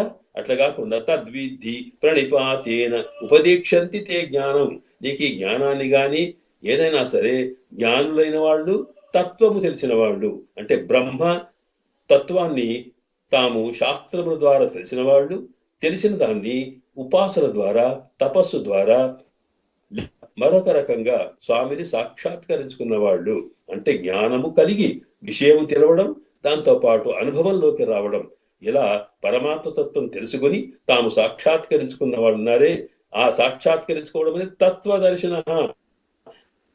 ఉన్నట్టుగా పరమాత్మ తత్వం తెలిసిన వాడు కావాలి. అలాంటి వాళ్ళు ఉంటారే జ్ఞానినః తత్వదర్శిన. అటువంటి జ్ఞానుడు అంటే పరమాత్మ తత్వం తెలిసిన వాళ్ళు, అలాగే దాన్ని అనుభవించిన వాళ్ళు. అలాంటి వాళ్ళ దగ్గరికి వెళ్తే మీకు ఉపదేక్షంతి తే జ్ఞానం, నీకు జ్ఞానాన్ని ఉపదేశిస్తారు. ఏ జ్ఞానం? పరమాత్మ తత్వాన్ని గురించి, నీ తత్వాన్ని గురించి, పరమాత్మను పొందడానికి మార్గం ఏమిటి, ఏం చేస్తే అవుతుందని చెప్పారు. కనుక ఆ గురువుల దగ్గరికి వెళ్ళాలి. కనుక ఆచార్యుల్ని సమాశ్రయం చేయడం లేక ఆచార్యుల్ని ఆశ్రయించడం, గురువును వారిని అనుసరించడం అన్నమాట. చేస్తే అది చేయాలంటే ఏం చేయాలి? మరి ఆయన మనసు సంతోషం కలిగేట్టుగా నీ ప్రవర్తన ఉండాలి. కనుక ఏం చేయాలి? తద్విద్ధి, అది ఎలా తెలుసుకుంటావు? విద్ధి తెలుసుకో. ఎలాగ తెలుసుకుంటావు అంటే ప్రణిపాతేన పరిప్రశ్నేన సేవయ. ప్రణిపాతేన అంటే అమాంతంగా వారికి వెళ్ళి సాష్టాంగ నమస్కారం చేయండి. పాతం అంటే పడడం, నిపాతం అంటే కాస్త గట్టిగా పడడం, ప్రణిపాతం అంటే సాష్టాంగ అంటే మొత్తం దండు సర్పించి స్వామి అని చెప్పి, పరిప్రశ్నేన వెళ్ళి దండం సమర్పించినాక కూడా ప్రశ్న అంటే అడగడమే కాకుండా ఎట్లా అడగాలో కూడా తెలియాలి, ఎప్పుడు అడగాలో తెలియాలి. అలా కాకుండా ఆచార్యుల వారు ఏదో ఆలోచన చేస్తున్నారు, అప్పుడు పోయి అడిగితే చెప్పడు ఆయన. కనుక నీవు అడగంది చెప్పడు. రెండవది నా బ్రూయాత్ కశ్చిత్, ఎప్పుడు కూడా అడగంది చెప్పకూడదు అనేది వేదాంతంలో సిద్ధాంతం. కనుక ఇది కావాలి అని అడిగినంత మాత్రాన్ని చెప్పడం కాదు, అడిగిన వాడికి ఎంత తపన ఉన్నది, తాను దీన్ని పొందాలని ఎట్లా ప్రయత్నం చేస్తున్నాడు, వాస్తవానికి అడుగుతున్నాడా, లేకపోతే ఏదోటి నాకేమొస్తుంది ఏదో ఉపసపోక్ అడుగుతున్నాడా అనేది కూడా ప్రశ్నిస్తాడు ఆచార్యుడు, ప్రయత్నిస్తాడు. అలాగే తద్విద్ధి ప్రణిపాతేన పరిప్రశ్నేన సేవయ, అలాగా ఆయనకు కావలసిన సకల విధములైన సేవలు చేసి మనసు ఉల్లాసపరిచి ఆ తర్వాత అవసరాన్ని చూచి నీ సందేహాలను నీవు వారికి ప్రకటిస్తే ఆరప్పుడు చెప్పే అవకాశం ఉంటుంది, అలా తెలుసుకో అని ఇక్కడ ఆచార్యుడిని ఆశ్రయించినప్పుడే పరమాత్మ తత్వ జ్ఞానం కలుగుతుందని, జ్ఞానం కలిగినప్పుడు ఉపాసన చేస్తామని, తద్వారా భగవతత్వం తెలిసిన తర్వాత ఇదిగో పరమాత్మను పొందే మార్గం ఇది. అవి ఏమేం మార్గాలు చెబితే అందులో మనం ఏం చేయగలుగుతాము, మనం కర్మయోగం చేయగలుగుతామా, జ్ఞానయోగమా, భక్తి యోగమా తెలుసుకొని తద్వారా మనం ముందుకెళ్ళాలి. లేదా కర్మయోగం ద్వారా అంటే నిష్కామంగా పరమాత్మ మీది పేరుతో మనం పనులు చేయడం వల్ల మన మనసు పవిత్రమవుతుంది. అంటే ఇది నేనే చేస్తున్నాను అని అనుకున్నప్పుడు అది సాధించలేకపోతే బాధ కలుగుతుంది అన్నామే. కనుక అలా కాకుండా పరమాత్మ వాడు చేయిస్తున్నాడు, ఫలితం ఏదైతే నాకేమి అన్నంత స్థితిలోకి వెళ్ళినప్పుడు మానసికమైనటువంటి వేత ఉండదు. కనుక అలా మనసు పవిత్రమైనప్పుడు అందులో ఆత్మతత్వ దర్శనం కలుగుతుంది. ఆత్మ సంగతి తెలిస్తే ఇది పరమాత్మకు సంబంధించింది తెలుస్తుంది. అప్పుడు పరమాత్మ తత్వం తెలుస్తుంది, పరమాత్మ ఎలాంటి వాడు తెలుస్తుంది. చిట్ట చివరికి ఆ పరమాత్మనే మనకు ఉపాయము, అన్ని రకాల ఫలం ఇచ్చేవాడు అనే సంగతి తెలుస్తుంది. కనుక ఇన్ని రకాలు తెలియాలనుకుంటే, నీవే ఉపాయం తెలియాలనుకుంటే ఆత్మతత్వం తెలియాలి. ఆత్మతత్వం తెలియాలనుకుంటే మనసు పవిత్రం కావాలి. మనసు పవిత్రం కావాలనుకుంటే కర్మయోగం చేయాలి. ఆ యోగం చేయాలనుకుంటే ఆచార్యులను ఆశ్రయించాలి. ఆచార్యులను ఆశ్రయించాలంటే ఇన్ని సమస్యలు ఉంటాయి. కనుక స్వామి మేము ఇవన్నీ ఏమి చేయలేదు, కనుక అంటే మేము గురువు దగ్గరికి వెళ్ళలేదు, మాకు తెలియదు స్వామి, అందువల్ల మాకు కర్మయోగం లేదు అన్నారు. అంతే. అంటే నీవు తప్ప వేరే సాధనములు ఏవి లేవు అన్నప్పుడు మొట్టమొదట కర్మయోగాన్ని చెబుతుంది. నిష్కామంగాది సకామంగాని ఏది నేను దగ్గర లేదు పొమ్మన్నారు అనడానికి ఇక్కడ ఏం చెప్తున్నారు. మరి ఏం చేస్తారు మీరు అడిగాడు ఆయన. నేనేం చేస్తామండి, మాకు ఇక్కడ కరవకల్ పినిషన్ను, మేము గురువుగారి బడి పోము, మాకు రోజు కరవకల్ అంటే గోవులని పశువులని వాటికి అడవికి తీసుకుపోవడం మా పని. ఇంకా మాకు ఏం పని లేదు. మాకు ఈ కర్మయోగం గురించి ఏమి తెలియదు స్వామి. మాకేం చేస్తే రోజు లేవగానే మా పశువుల్ని మేము అడవికి తీసుకెళ్తాం, సాయంకాలం తెస్తాం. కనుక మా పని గురువుగారిని ఆశ్రయించాం. మేము గురువు మాకు తెలియదు, మేము పోయేదల్లా పశువులు వెంబడి. కనుక కరవకల్ పినిషన్ను వాటి వెనుక వెళ్తాం. శిష్యులంతా కూడా గురువుగారు ముందుకు వెళ్తే వారికి సంబంధించిన వస్తువులు పట్టుకుని నిద్రించిపోతారట. అది ఆశ్రయించడం అంటాం. మాకు ఒక్కటే గురువు, మేము శిష్యులం. దేనికి గురువు? ఆ పశువులు ఉన్నాయే, ఆ పశువులు మా గురువులు. ఎందుకనకంటే అవి ముందు నడుస్తాయి, మేము కూడా వాటిని మేము ముందు నడిచి వాటిని తీసుకెళ్ళాం. అవి ముందుకు నడుస్తాయి, మేము వెనక నుంచి నడుస్తాం. అంతే. కనుక ఇక్కడ ఏంటంటే మాకు తోవ చూపేది, ఎక్కడికి పోవాలి చెప్పేది పశువులే. పశువులు అంటే అనమాట జ్ఞానేన హీనాహ పశుభి సమానాహ. జ్ఞానం ఉండదు కదా వాటికి. ఏమిటి జ్ఞానం అంటే పరమాత్మ తత్వం అని ఇదని తెలుస్తుందా స్వామి? కనుక మేము రోజు ఏదో పశువుల కాపురం చేసుకునే వాళ్ళం. కనుక గురువు లేదు, మాకు ఇంకా జ్ఞానం లేదు. మాకు కావాల్సిందల్లా పశువుల వెంబడి పోవడమే. కనుక ఇక్కడ ఏమన్నారు, కరవకల్ పినిషన్ను, వెనుక పోతాం అంతే. ఓహో అట్లాగా అన్నారట. అని ఎక్కడికి వెళ్తారు మీరు అంటే కాణుందు అనుభవం, మేము అక్కడికి పోతే అడవిలో, అది కూడా ఎక్కడికి పోతామండి, అడవికి పోతామండి అన్నారట. అంటప్పుడు ఓహో అయితే మీరు కర్మయోగంలో ఉన్నట్టే లెక్క. ఏమిటి అంటే మీరు పశువుల వెంబడి పోతున్నారు అంటే మీ ధర్మాన్ని నిర్వర్తిస్తున్నారన్నట్టే కదా. మీ వృత్తి ఏమిటి? మీ వృత్తి ఏమిటి అంటే పశువులు కాయడమే. పశువులు తీసుకెళ్తున్నాం చెప్తున్నారు కదా. పశువులను కాయడానికి పశువులు వెంబడి పోతున్నారంటే ఇంకా మీరు మీ వృత్తిని స్వధర్మే నిధనం చేయాలన్నారే. అలాగే నీ ధర్మాన్ని నువ్వు చేస్తున్నప్పుడు ధర్మాన్ని చేయడం అనేది కూడా అది కూడా కర్మనే. కనుక అది ఒక యోగము. కనుక ఎందుకంటే మేము ఇదివరకే చెప్పామే భగవద్గీతలో. ఎందుకంటే ఇక్కడ మీరు ఏ వృత్తిలో ఉంటారో ఆ వృత్తిని చేస్తూ ఉంటే చాలు, అది భగవత్ కృపకు పాత్రమవుతుంది అన్నాం. కనుక మీరు చేస్తుంది ఏదో ఉందో ఇక్కడ స్వకర్మణ తమభ్యర్చ సిద్ధిం విందతి మానవ అని నీవు చేసే వృత్తిలోనే ఇది పరమాత్మ యొక్క వృత్తిగా భావిస్తున్నట్టయితే తప్పకుండా లభిస్తుందని చెప్పామే. కనుక నీకు కర్మయోగం ఉన్నట్టే లెక్క. చదవవసరం లేదు అన్నారు. అంటే అంటే ఏమిటి? నీకు నన్ను పొందడానికి ఉపాయము నీవు చేసుకున్న కర్మ ఫలితము అని అర్థం అనమాట. ఇక్కడ పరమాత్మ పొందాలంటే నీ దగ్గర ఏం ఉపాయం లేనివాడైతేనే భగవంతుడు తాను పొందుతాడు. తన ఇచ్చి తాను పొందుతాడు. లేకపోతే నీ ప్రయత్నం. కనుక మీరు ప్రయత్నం చేస్తున్నారు అని వాళ్ళ మీద, అంటే తాను తప్పుకోవడానికి కోసము వాళ్ళ మీద ఏదో రకమైనటువంటి పద్ధతిని తీస్తున్నాడు కృష్ణుడు. వీళ్ళేం చేస్తున్నారు? మా దగ్గర ఏమీ లేదు అని చెప్పడం కోసము వీళ్ళ ప్రయత్నం అనమాట. నువ్వు తప్ప మా దగ్గర అనుకోవట్లేదు అని వీళ్ళు, నేను తప్ప మీ దగ్గర ఉంది ఇది అని చెప్పడం ఆయన. ఈ రెండింటిని, అంటే ఇక్కడ ఇతర సాధనములను ఆశ్రయించడం అనేది మీ దగ్గర ఉందా లేదని పరీక్షకు ప్రయత్నం చేస్తున్నాడు అనమాట. కనుక కరవగల్ పినిసెన్ను అన్నారు. అంటప్పటికి ఎక్కడికి పోతారు మీరు? కానం షేరుందు, అడవిలోకి పోతామండి. ఓహోహో, అడవిలోకి పోవడం అంటే ఇంకేంటి కనుక? అడవిలోకి ఎవరు పోతారు? జ్ఞానులు పోతారండి. ఎవరైతే సంసార విరక్తి పొందిన తర్వాత వాళ్ళు ఏం చేస్తారు? అక్కడికి వానప్రస్థాశ్రమంకి వెళ్ళి ధ్యానం చేస్తూ ఉంటారు. అది కూడా ఒక మంచి కర్మ యోగం లాంటిదే. కనుక మీరు అడవికి వెళ్తున్నారా? ఇది కర్మయోగమే అన్నారు. అది కాదండి, కరవ కల్పిరిసెన్ను కానం, మేము ఇక్కడ ఏం లేదండి, మేమేమిటంటే ఒట్టి పశువులు వెంబడి అడవికి పోతాం కానీ అక్కడ మేము ధ్యానము తపస్సు దీనికోసం పోవు కదా అని అంటే, మీరు పశువుల వెంబడి ఆవుల వెంబడి పోతారా? ఆవుల వెంబడి అడవికి పోవడం కూడా ఒక మంచి కర్మనే. అది కూడా పరమాత్మకి ఇష్టమైనదే. ఏమిటది అంటే, ఇదిగో చూడు, మీకు నేను ఒక విషయం చెబుతాను. రామచంద్రుడు తెలుసు కదా, కృష్ణుడి యొక్క పూర్వావతారం రామావతారమే.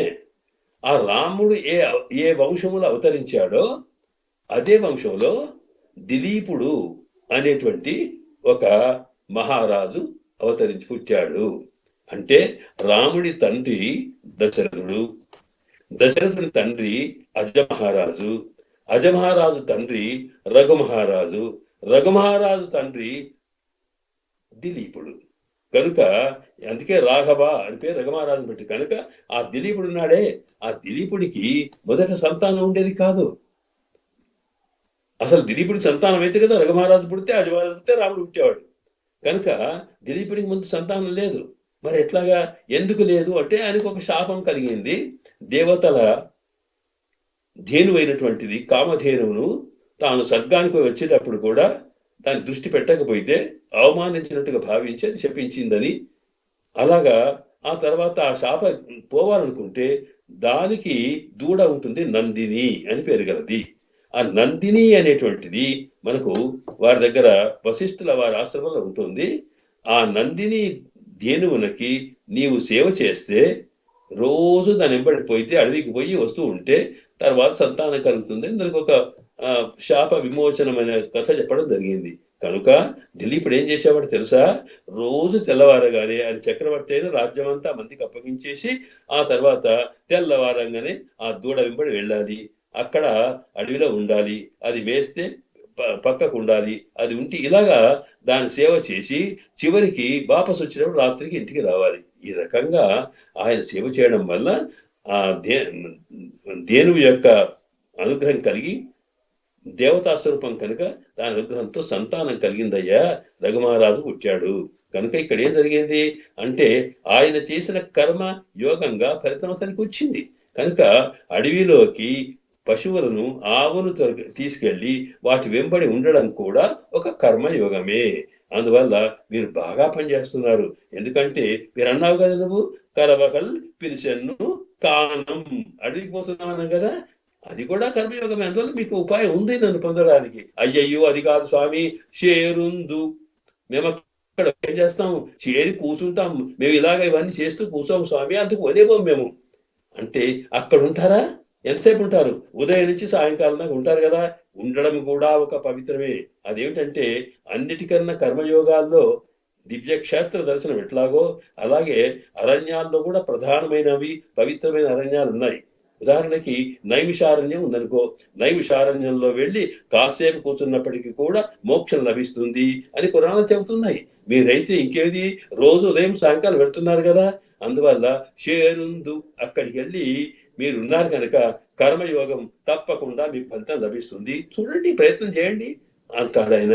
అయ్యో అది కాదు స్వామి, మేము అక్కడికి పోయిన తర్వాత నువ్వు ఏదో నైమిషారణ్యం ఏదో అరణ్యం అంటున్నావు, మా ఇంటి పక్కకు ఉన్న మా ఊరికి దగ్గరున్న అడవిలోకి పోతాం, మేము పోయి ఏం చేస్తాం తెలుసా, నువ్వు మేము తింటామండి.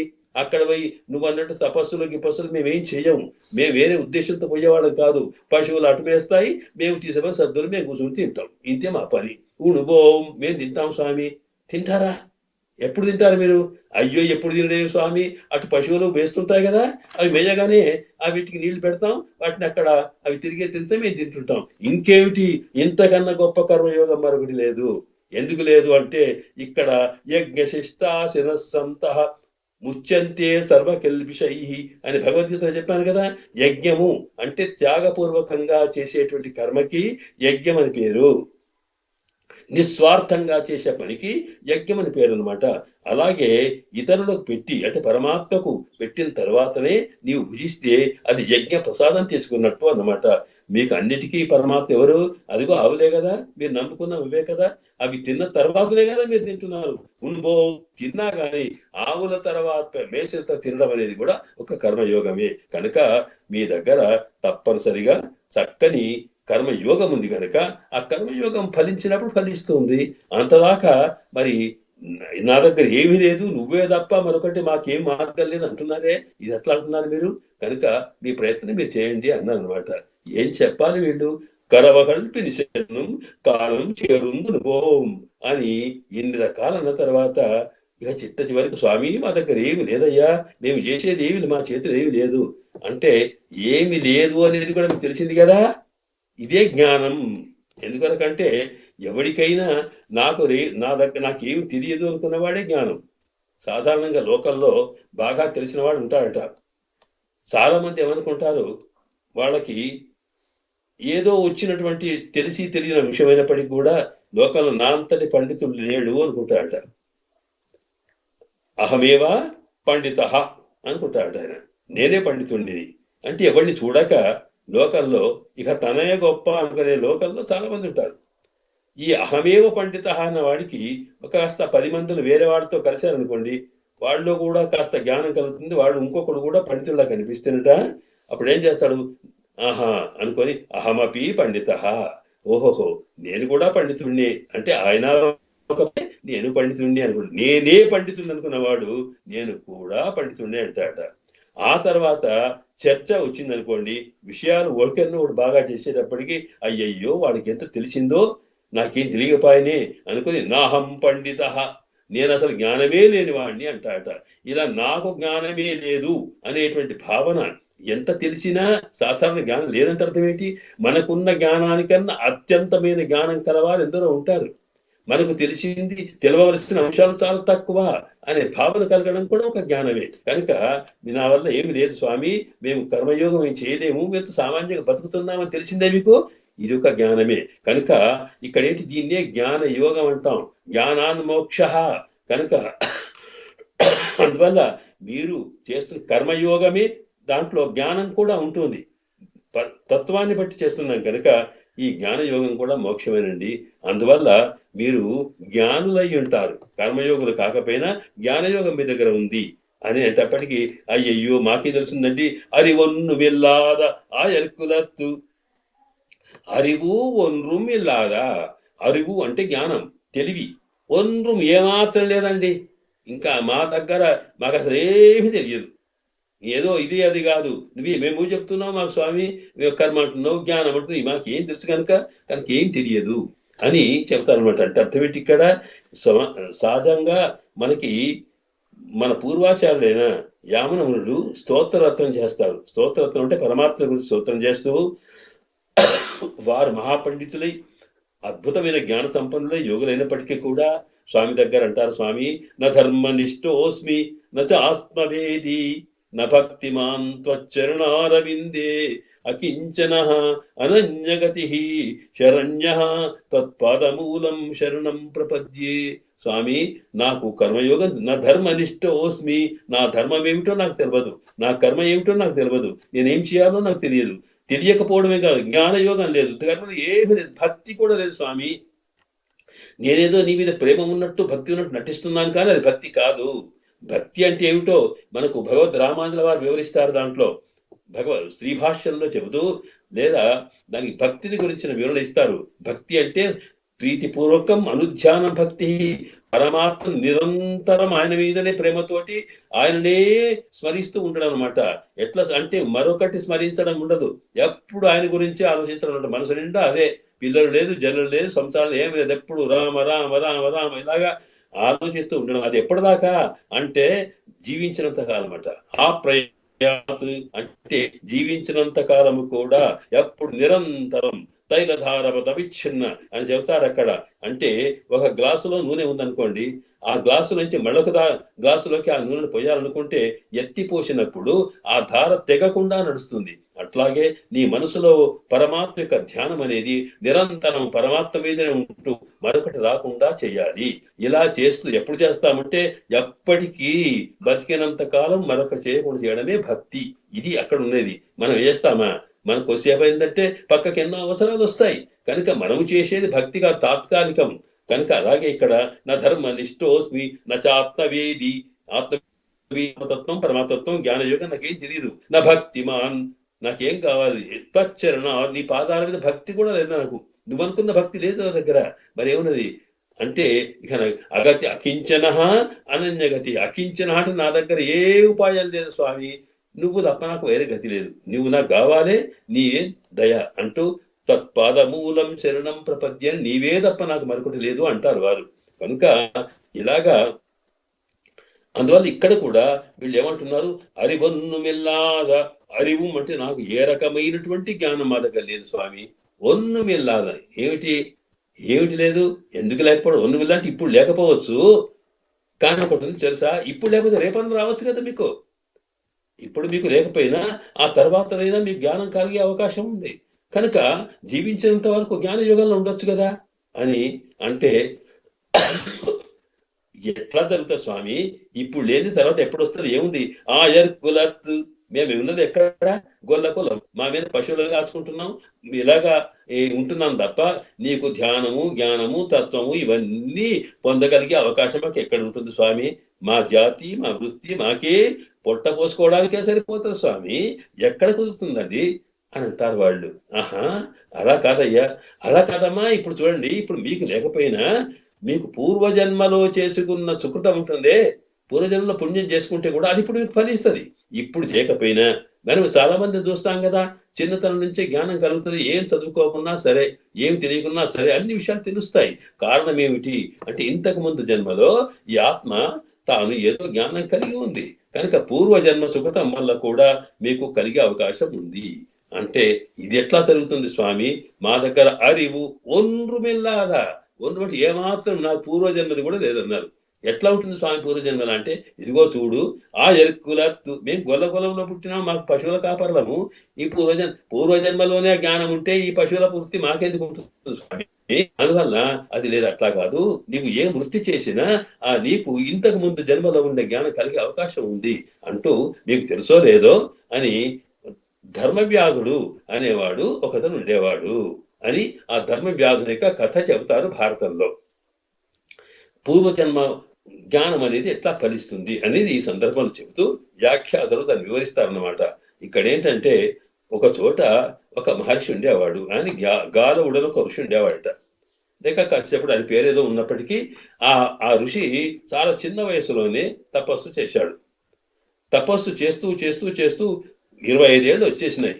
వచ్చేటప్పటికి అప్పటికి ఆయన తపస్సు ఫలించింది. తర్వాత బ్రహ్మ సాక్షాత్కారం కలిగింది. కలిగిన తర్వాత ఆయన ఏమన్నాడు, ఇదిగో స్వామి, నీ నీ వల్ల, నీ కృప వల్ల నా తపస్సు ఫలితంగా నేను ఏదంటే అది జరిగి తీరాలి, నాకు అన్నీ తెలియాలి, నాకు ఏదంటే అది జరిగి తీరాలి అని అంట. నేను అన్నది ఫలించి తీరాలి, ఇది నా కోరిక అన్నట ఆ ఋషి. సరే అన్నాడు పరమాత్మ. సరే పొందింది. ఇక తర్వాత తాను అనుకుని ఫలించింది కదా అనుకొని అక్కడి నుంచి వెళ్ళి తాను అడవిలో ఉండి తాను తపస్సు చేసిన వాడు ఊరి వైపు తన ఇంటి వైపు రావడానికి వస్తున్నాడ. రాగా రాగా ఒక చెట్టు కింద నిల్చున్నాడు. నిల్చుండేటప్పటికి కాసేపు చూద్దామని నిల్చుండేటప్పటికి పైకి చూస్తే ఆ చెట్టు మీద ఒక కొంగ ఉన్నది. చూశాట, ఇంత ఋషిని, ఇంత తపస్సంపన్నుణ్ణి నేను కింద ఉండడం ఏంటి, నా తలకాయ మీద అది ఉండడం ఏంటి అక్కడ, ఆ చెట్టు కొమ్మ మీద అది కనీసం నన్ను చూచైనా ఎగిరిపోవాలిగా. అలా కాకుండా ఇంత అమర్యాదన అనుకొని ఒక్కసారి పైకి చూచి, ఒకవేళ నేను అనుకున్నది సాధించాలనుకున్నప్పుడు ఏం కావాలి, ఈ కొంగ నా చూపికే ఒక్కసారి మనమన మాడి కింద పడుగాక అన్నట. అనగానే పాపం అది బాగా మాడి టప్పని కింద పడ్డట. ఓహోహో, అప్పుడు అనిపించింది దానికి, అంటే నాకు కలిగిన శక్తి తప్పనిసరిగా ఫలిస్తుంది అనుకొని సంతోషపడ్డాడట. అక్కడికి వెళ్ళాడు ఆయన. వెళ్ళిన తర్వాత అక్కడి నుంచి ఏం చేశాడు, ఆయన సామాన్యంగా సన్యాసి కనుక సన్యాసులు కానీ ఏమిటి బ్రహ్మచారులు కానీ వాళ్ళు ఏం చేయాలి, భిక్షాటన వల్ల జీవితం గడపాలి. అంటే అంటే వాళ్ళకి కేవలం విద్యార్థులకేమో బ్రహ్మచారులకేమో జ్ఞానార్జన, గురుగారి దగ్గర చదువుకోవడం ప్రధానం కనుక మిగతా వాటిని తినడం ముఖ్యం. అలాగే సన్యాసులకి వెళ్తూనే ఆ ఊళ్ళో ఉండేటువంటి ఒక ఇంటి ముందర ఒక ఆవిడ ఇంటి ముందుకు వెళ్ళాడట. వెళ్ళి ఓం భవతి భిక్షాందేహి అని అడిగాడు ఆయన. అడిగితే ఇక్కడ భిక్షాందేహి భిక్షాందేహి అని 10 సార్లు అన్నా, ఎంత గట్టిగా అరిచిన తలుపులు పెట్టి ఉన్నాయి, లోపలి నుంచి ఆవిడ రాదు. ఆమె కోపం వచ్చేసింది. ఆయన ఎందుకంటే ఆయన ఉంది కదా పాపం వచ్చేసి, ఇంత మహర్షిని ఇంత తపస్సంపన్నుని ఇంటి ముందర ఉంటే ఈమె ఈ మాత్రం రాదా అనుకొని అన్నంతలకే ఆవిడ వచ్చి భిక్ష పట్టుకొని తీసుకుని తలుపులు తీసి భిక్ష ఇవ్వబోతుంది అనమాట. ఏమమ్మా, నీకేం మేము కనిపించడం లేదా, ఎంతసేపు అయింది నేను అరుస్తున్నాను ఇక్కడ, నువ్వు ఇప్పుడు వస్తావా, ఏమనుకుంటున్నావు నన్ను అన్నట. అంటే స్వామి, నా దోషమేం లేదు, నా భర్త గారికి ఆరోగ్యం బాగలేదయ్యా, నిద్రలు సరిగ్గా ఉండడం లేదు, అందువల్ల ఇప్పుడిప్పుడే ఏదో కొంత నేను కూర్చుంటే నా తొడ మీద తలబెట్టి ఆయన నిద్రపోతున్నాడు, నిద్రాభంగం చేయకూడదనుకొని మీరు అరిచినా నేను అక్కడి నుంచి వస్తున్నా లేదు, అలాగే కదలలేదు స్వామి, ఇప్పుడు నెమ్మదిగా అతను తిరిగి వస్తే పక్కకు కాస్త పడుకోబెట్టి మీ సేవలో నేను వచ్చాను, క్షమించండి స్వామి ఆలస్యమైనందుకు అందట ఆవిడ. ఇప్పుడు నేను క్షమించడమా, నాకన్నా నీ భర్త గొప్పవాడైపోయినాడా, ఆయన ఏమిటి, నేను మహా ఋషి సంపన్నుని తపస్సంపన్నుని, వచ్చిన వాడిని నువ్వు పట్టించుకోకుండా నీ ఇంటి వాడి గురించి ఆలోచిస్తావా, నేనేమనుకుంటున్నావు, నా సంగతి నీకు తెలుసా అన్నాడట. అప్పుడు అందట స్వామి, ఎందుకయ్యా ఈ కోపం, మీ సంగతి నాకు తెలియకపోవడం ఏంటి, ఒక విషయం ఒకటి గుర్తుంచుకోండి, మీరు ఇష్టం వచ్చినట్టుగా నన్ను శపిస్తారనుకుంటే నేనేమి చెట్టు మీద కొంగను కాదు అన్నదట. అదేనయ్యా, ఆ చెట్టు మీద కొంగ, దాన్ని చూసి మార్చి కింద పడగొట్టావు కదా, అలాంటి దాన్ని నేను అనుకుంటున్నావా, అది నా దగ్గర నడవద్దు అన్నదట. నీకెట్లా తెలుసు అమ్మా, నేను చెప్పలేదే, నీకెట్లా తెలిసింది అన్నట. నాకెట్లా తెలిసిందనే సంగతి ఈ భిక్షను తీసుకొని నీవు ఇక్కడ వెళ్ళి, నేను చెప్పడం కాదు స్వామి, అక్కడ పక్క ఊళ్ళో ధర్మవ్యాధుడు అనేవాడు ఒకడు ఉంటాడు, ఆయన దగ్గరికి వెళ్ళు, కనుక్కో స్వామి చెప్తారు అక్కడ. ఇదేమిటి వీడు ఇట్లా అంది అని వెళ్ళాడు అక్కడికి. వెళుతున్నంతసేపు ఈ ధర్మవ్యాధుడు అంటే ఇంత జ్ఞానో ఎంత తపస్సంపన్నుడో, ఇంతగా నాకన్నా గొప్పగా తెలిసిన వాడు ఉంటాడు అని అనుకొని చూద్దాం ఎట్లా ఉన్నాడు అనుకుని పోతున్నాడు. పోయి ఆ ఊరికి వెళ్ళాడు. వెళ్ళి ధర్మవ్యాధుడు అని ఎవరు అడిగాడు, ఏమయ్యా నేను ధర్మవ్యాధుడు ఈ ఊళ్ళో ఉన్నాడట, ఆయన ఎక్కడున్నాడు దయచేసి చెప్తారా అని అడిగాట. అయ్యో ఇదేమిటయ్యా, ఆయన ముందర నేను ఉన్నావు అన్నట్టు, నేనెక్కడున్నాను, అదిగో అక్కడ చూడు, అక్కడ ఒక షాప్ ఉంది, ఆ కొట్టు దుకాణం, దాంట్లో ఉన్నాడు చూడు అంటే అదేదో మాంసం షాప్ ఉన్నట్టుంది. అవునయ్యా, ఆయన మాంసం షాప్ ఆయన ఏం చేస్తాడు తెలుసా, ఆ మాంసాన్ని కొట్టి దాన్ని అందరికి అమ్ముతాడు ఆయన. కనుక కటిక వృత్తి ఆయనది, మాంసం వృత్తి కనుక వృత్తి చేస్తున్నాడు, ఆయన్నే ధర్మవ్యాధుడు. ఇదేమిటయ్యా, ధర్మవ్యాధుడు అంటే మహాజ్ఞాని, బాగా ఏంటి దివ్య జ్ఞానం కలవాడని నేను అనుకుంటూ ఉంటే, ఇదేది సామాన్యమైనటువంటి ఇదేదో వృత్తి చేస్తూ పనికిరానటువంటి వృత్తి చేస్తున్నాడు ఈయన అనుకొని, సరే మరి చూద్దాం అనుకొని అక్కడ నిల్చున్నాట. దాని దగ్గరికి పోరాదు, దూరం ఉండరాదు, ఈ స్థితిలో ఉంటుంటే కాసేపు ఉండి ఉండి ఉండి అంత అయిపోయిన తర్వాత ఆయన చూశాడు, గమనించాడు ధర్మవ్యాధుడు, ఎవరో వచ్చారు స్వామి అనుకొని. ఆ తర్వాత తన వృత్తి పని అయిపోయిన తర్వాత అక్కడికి తాను ఆ కొట్టు మూసేసి షాప్ మూసాడు. మూసిన తర్వాత స్వామి నమస్కారం అండి, చాలాసేపు అయినట్టుందే వచ్చే. అవునయ్యా అంటే, ఏమిటయ్యా ఇంతసేపు నుంచి నిల్చున్నాను, నువ్వు ఒక్క మాట మాట్లాడవు అన్నట్టు. అయినా అది కాదండి, దయచేసి రండి మన ఇంటికి వెళ్దాం, వెళ్ళాక మాట్లాడదాం అన్నారు. ఇంటికి తీసుకెళ్ళాడు. తీసుకెళ్ళి ఇంటి ముందర నిల్చున్నాడు. ఈయన లోపలికి వెళ్ళాడు. ఎప్పటికీ రాడు. అరగంట అయింది, గంట అయింది. అప్పటికి రాకపోయేటప్పటికి ఈయనకి మరీ కోపం వస్తుంది. ఏమయ్యా ఇట్లా చేస్తున్నాను? చివరికి వచ్చాడు. రండి స్వామి అన్నాడు. ఏమి రండి స్వామి, గంట సేపు అయింది, ఏమయ్యా నీ కళ్ళ కనిపించడం లేదా? నేను తపస్సంపన్నుణ్ణి, ఇంతటి వాణ్ణి, మరి ఇలా చేస్తావంటే అది కాదు స్వామి, ఏమి లేదు, నా తల్లిదండ్రులు చాలా వృద్ధులు, బాగా పాపము చేతకాని వాళ్ళండి, రోగగ్రస్తులు, వాళ్లకు నేను తప్ప సహాయం చేసేవాళ్ళు మరొకరు లేరు కనుక నేను అక్కడ నా వృత్తికి వెళ్ళేటప్పుడు ఇక్కడ ఉంచాను. వచ్చిన తర్వాత వాళ్ళ అవసరాలు తీర్చి వాళ్ళు హాయిగా పడుకోబెట్టి ఆ తర్వాత ఇప్పుడు వస్తున్నాను స్వామి, మీరు ఏమనుకోవద్దు అన్నట. ఏమయ్యా, ఇంతసేపు ఉన్న బ్రాహ్మణి కన్నా ఈ ఋషి కన్నా నీ తల్లిదండ్రులు గొప్ప అయిపోయినారా? ఏమిటి నువ్వేమనుకుంటున్నావు అంటే, అయ్యా అనుకోకు, నువ్వు నాకు తెలుసు, నువ్వేదంటే అదే కదా, నువ్వు ఇక్కడికి ఎట్లా వచ్చావో నాకు తెలుసు అయ్యా, ఆవిడ పంపించింది కదా ఇక్కడికి, అందువల్ల వచ్చావు కదా అన్నాను. అంటే ఆవిడ సంగతి మీకెట్లా తెలుసు అంటే, నాకు తెలియడం ఏమిటయ్యా, నీకు తెలియని సంగతులన్నీ కూడా మాకు తెలిసేది ఏమిటి కనుక, అంటే నీకు ఎట్లా తెలిసింది అని అడిగాడు ఆయన. ఎట్లా తెలియడం కాదు స్వామి, ఒక విషయం మీరు అడిగితే నేను మనవి చేస్తాను. ఏమి లేదు, మీరు తపస్సంపన్నులే కావచ్చు, శక్తి సంపన్నులే కావచ్చు, కానీ మేము మా వృత్తిని చక్కగా చేస్తాం. ఆవిడ పతివ్రత, భర్త సేవ చేస్తే పతివ్రతకు శక్తి బ్రహ్మాండంగా వస్తుందని శాస్త్రాలు చెబుతున్నాయి కదా. అందువల్ల ఆమెకి ఏమీ తెలియకపోయినా తన భర్త కోసం తాను చేసే ధర్మపత్రి కనుక ఆవిడకు మంచి చెడు భవిష్యత్ అంతా కూడా తెలుసుకునే జ్ఞానము జన్మతహానే వస్తూ ఉంటుంది. అలాగే నా పరిస్థితి ఏంటి, నేను నా కన్న తల్లిదండ్రుల గురించి నేను సేవ చేస్తూ ఉంటాను గనక వాళ్ళ అనుగ్రహంతో నాకు ఏవేవో తెలుస్తాయి. అంతకన్నా నేను చదువుకోలేదు, ఆవిడ ఏం చదివినట్టు కనిపించదు కనుక స్వామి, అందువల్ల నీవు గొప్ప తెలివంతుడివి, బాగా చదువుకున్నావు, కానీ నీకు అహంకారం ఎక్కువగా ఉన్నది కనుక ఋషులకు శమదమాది కళ్యాణ గుణములు కావాలయ్యా, ఓపిక కావాలి, క్షమించే స్వభావం కావాలి, కానీ నీకున్న తపస్సును దాన్ని కేవలం ఒక్క కొంగను కాల్చడానికి పోగొట్టావా, ఇదాన్ని చేయాల్సింది అని అంటే అప్పుడు జ్ఞానం వచ్చినట్టు ఆయనకి అంటూ ధర్మవ్యాధునికి తనకు ఇంతకు పూర్వజన్మ సుకృతం వల్ల తాను తన వృత్తి ధర్మాన్ని, ఇటు వృత్తి ధర్మాన్ని అటు కొడుకుగా చేస్తున్న ధర్మం వల్ల కానీ ఆవిడ పతివ్రతా ధర్మం వల్ల కానీ వీళ్ళందరికీ ఏమిటంటే పూర్వజన్మ సుకృతం వల్ల కలిగిన జ్ఞానము కనుక మీరు గోపికలు అయినప్పటికీ కూడా సామాన్యంగా మీ వృత్తిలో మీరు చక్కగా చేస్తున్నారు కనుక దాంతో పాటు మీకు పూర్వజన్మ సుకృతం ఏదో ఉండి ఉంటుంది, లేకపోతే ఇంతగా మీరు నా కోసం తప్పించాల్సిన అవసరం ఇది కనుక దానివల్ల అయినా సరే మీ జ్ఞానం కలిగి ఉంటుంది కనుక అందువల్ల మీ జ్ఞాన యోగాన్ని నమ్ముకుంటే సరిపోయింది కదా అన్నట. అయ్యయ్యో అది ఒన్నుం ఆయర్కులత్తు అంటే ఏ కులములో పుట్టినమని కాదు, దీని వల్ల చెప్పదలుచుకున్నది ఏమిటి, ఏ కులములో పుట్టారని కాదు, ఏ వృత్తి చేస్తున్నామని ప్రధానం కాదు, ఏ వృత్తి చేస్తారో ఆ వృత్తిని భగవద్ ఆజ్ఞారూపంలో చేస్తూ ఉంటే తద్వారా వాడికి కలిగే జ్ఞానం కూడా పరమాత్మనే తాను కలిగింప చేస్తాడు అని చెప్పడం కోసం చెప్తే స్వామి మాకు ఆ కర్మయోగం లేదు, జ్ఞానయోగం లేదు అన్నారు. మరి ఎట్లాగా, ఇవి ఏమీ లేకపోతే నేను చెప్పానే శాస్త్రంలో, నన్ను పొందాలనుకుంటే మీరేం చేయాలి, కర్మయోగము, జ్ఞానయోగము, ధ్యాన యోగము చేయాలి అన్నాం కదా. మరి ఏమి చేయకుంటే ఎలాగా, అయితే పొండి నా వల్ల కాదన్న. అలా కాదు స్వామి, ఎందుకనకంటే ఎట్లా అట్లా కాదు, అది ఒన్నమిల్లాది ఆయన ఉందన్నై పిరవి పిరందనై పుణ్యం యాముడయో. అప్పుడే అమ్మకి కాస్త కదలిక వచ్చేసింది గోదామాతకి.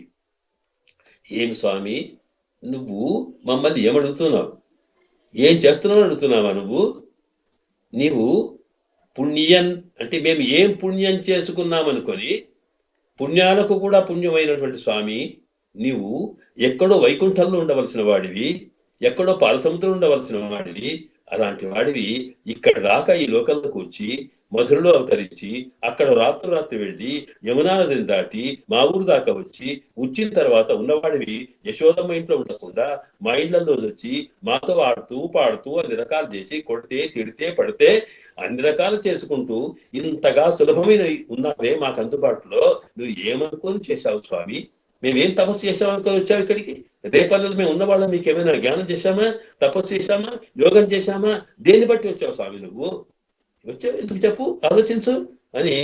అందువల్ల ఇక్కడ ఉన్నమిల్లాదా ఉందన్నై పిరవి పిరందనై, నీది ఇక్కడికి వచ్చామే, ఎట్లా వచ్చావు ఉందని, నువ్వు జన్మ లేనటువంటి స్వామి, పుట్టుక లేనటువంటి వాడివి, నువ్వు ఇక్కడ దేవకి దేవి యొక్క గర్భంలో 12 మాసాల నుండి గర్భంతో అనుభవించావే, వచ్చి పుట్టినావే ఇక్కడ. ఆ తర్వాత యశోదమ్మ దగ్గరికి వచ్చి నీవు దాగి బ్రతికినావే, ఆ యశోదమ్మకు నేను సంతోషం చూపించావే. అందువల్ల ఇవన్నీ కూడా ఉందన్నై పిరవి పిరందరై, నీ యొక్క పుట్టుగా, నీవు చేసే లీలలు ఇవన్నీ కూడా మాకు చూడగలిగే శక్తి, మా కోసం నువ్వు వచ్చిన బాధ్యత. ఏం చేశామని నువ్వు వచ్చావు, ఇది నీ కృప. నువ్వు రావాలని వచ్చావు తప్ప ఇందులో మరొకట్లేదే. ఇది చాలు స్వామి. ఒకవేళ నీవు మాకేమైనా ఉన్నదా అని అడిగితే నువ్వే ఉన్నావు మాకు. ఎందుకంటే నువ్వు పుణ్యం కదా, కనుక పుణ్యం యాముడయోం, నీలాంటి పుణ్యాత్ముడు సర్వేశ్వర నీవే నాకున్నావు. ఇంకా మాకు ఇంకేం కావాలయ్యా, వేరే యుగంతా మాకేం పని, కనుక నీవు తప్ప మాకు లేదు. అందువల్ల మమ్మల్ని నీవు అనుగ్రహించక తప్పదు అంటూ పుణ్యం యాముడయోం అంటప్పటికీ స్వామి ఇదిగో నన్ను ఇది చెయ్యు అది చెయ్యు అని అడుగుతున్నావు. ఏం చేయాలి మేము, నీకెవరి కోసం చేయాలి, నీకేం సమర్పించాలండి మేము? నీకేం తక్కువ ఉంది కనుక కురవన్ను ఇల్లాద గోవింద, కురవు ఒండ్రుమిల్లాదా, నీకేమి కురవు అంటే లోక కొరత, ఎలాంటి కొరత లేనటువంటి వాడు నువ్వండి. అవాప్త సంస్థ కాపుడు కదా నువ్వు. నీకు లేదంటే ఏమిటి, అఖిలాండ కూడా బ్రహ్మాండ నాయకుడికి నువ్వు, సకల శక్తి సంపన్నుడివి నువ్వు. నీకేముంది కనుక అపూర్ణమిదం పూర్ణముదః పూర్ణాత్ పూర్ణముదచ్యతే, సకల వస్తువులు కూడా సర్వ కళ్యాణ గణకుడు, సర్వ సంపత్తు గలవాడికి, సర్వశక్తివంతుడు అటువంటి స్వామి నువ్వు ఇక్కడికి వచ్చి ఏం చేస్తున్నావు? గోవింద కురవందు మెల్లాద, నీకేం తక్కువ ఉందని మేము ఇవ్వాలి, మేమేం చేయాలి కనుక ఇల్లాద గోవింద అటువంటి వాడివి ఇక్కడికి వచ్చి గో అంటే పశువులని వింద కాపాడుకుంటున్నావయ్యా. నువ్వు పశువుల వృత్తిగా ఎందుకు రావాల్సి వచ్చింది? నీకేం తక్కువ ఉంది కనుక అంటే మా మీది ప్రేమనే కదా, మా కోసమే కదా, మేము చేసిన వృత్తిలో సహాయం చేయడానికి లేదా నువ్వు ఇక్కడికి వచ్చావు. ఇది మేమేం చేయకుండా వచ్చావే, ఇది నీ కృప స్వామి. అందువల్ల స్వామి మమ్మల్ని, మాకు కర్మయోగం తెలియదు, జ్ఞానయోగం తెలియదు, మాకేమీ తెలియదు అరియా. అందువల్ల నీవు వచ్చింది నీ కృపనే మాకు ప్రధానం. అందువల్ల ఇక్కడ ఏమిటి ఉన్నా గోవిందా, కనుక ఇక్కడ ఏంటి మరి ఎందుకు చేయాలంట? నువ్వు చెయ్యక తప్ప స్వామి. ఎందుకో తెలుసా? ఉందన్నోడు రవేల్ నమక్కు వజిక్క వజియాదు, ఉందన్నోడు నీతో పాటు నమక్కు మాకు ఉరవేల్, మనకు సంబంధం ఉందే, నీకు నాకుండే చుట్టరికం చూడు, ఆ సంబంధము వజిక్క వజియాదు, పోగొడితే పోయేది కాదండి. సామాన్యంగా నీకు నాకు సంబంధం ఏముందో శాస్త్రాలు చెబుతున్నాయి. పరమాత్మకి ఆత్మకి 9 సంబంధములు ఉంటాయట, 9 రకాల సంబంధములు. అంటే ఏమిటి? అక్కడ పరమాత్మ యజమాని అయితే మనం ఈ ఆత్మ ఆ యజమానికి ఉన్నటువంటి దాసుడు అవుతాడు, యజమానికి సేవకుడు అవుతాడు. పరమాత్మ గురువు అయితే ఈయన శిష్యుడు అవుతాడు, పరమాత్మ తండ్రి అయితే ఈయన కొడుకు అవుతాడు. ఆత్మ పరమాత్మ తండ్రి అయితే తాను ప్రేమ పొందేటువంటి కొడుకు అవుతాడు. కనుక ఇలాగా లోకంలో ఉండగలిగేటువంటి చుట్టిరికాలు మొత్తం 9 రకాలు ఉంటాయి. ఈ 9 అంటే ఒకటి తండ్రి అవుతాడు, ఒకటి తల్లి అవుతుంది, ఒకటి కన్ను అవుతాడు. ఇలాగ రకరకాల సంబంధాలు. ఒకడే ఉండడు, ఒకడికి మరొకడికి ఉండాల్సిన స్థితి వస్తుంది. కానీ ఒక సామాన్యమైన చుట్టిరికం ఉంటేనే మనం సామాన్యంగా బంధుత్వం ఉన్నవాడికి, చుట్టిరికం ఉన్నవాడికి, శరీర సంబంధాల వల్ల కలిగిన చుట్టిరికానికే బంధనం అంటే విడివేయడం అనమాట అండి. ఈ శరీరానికి మరొక శరీరం, మరొక శరీరం నుంచి మరొక శరీరం, ఇలా విడివేయబడుతున్నాయే.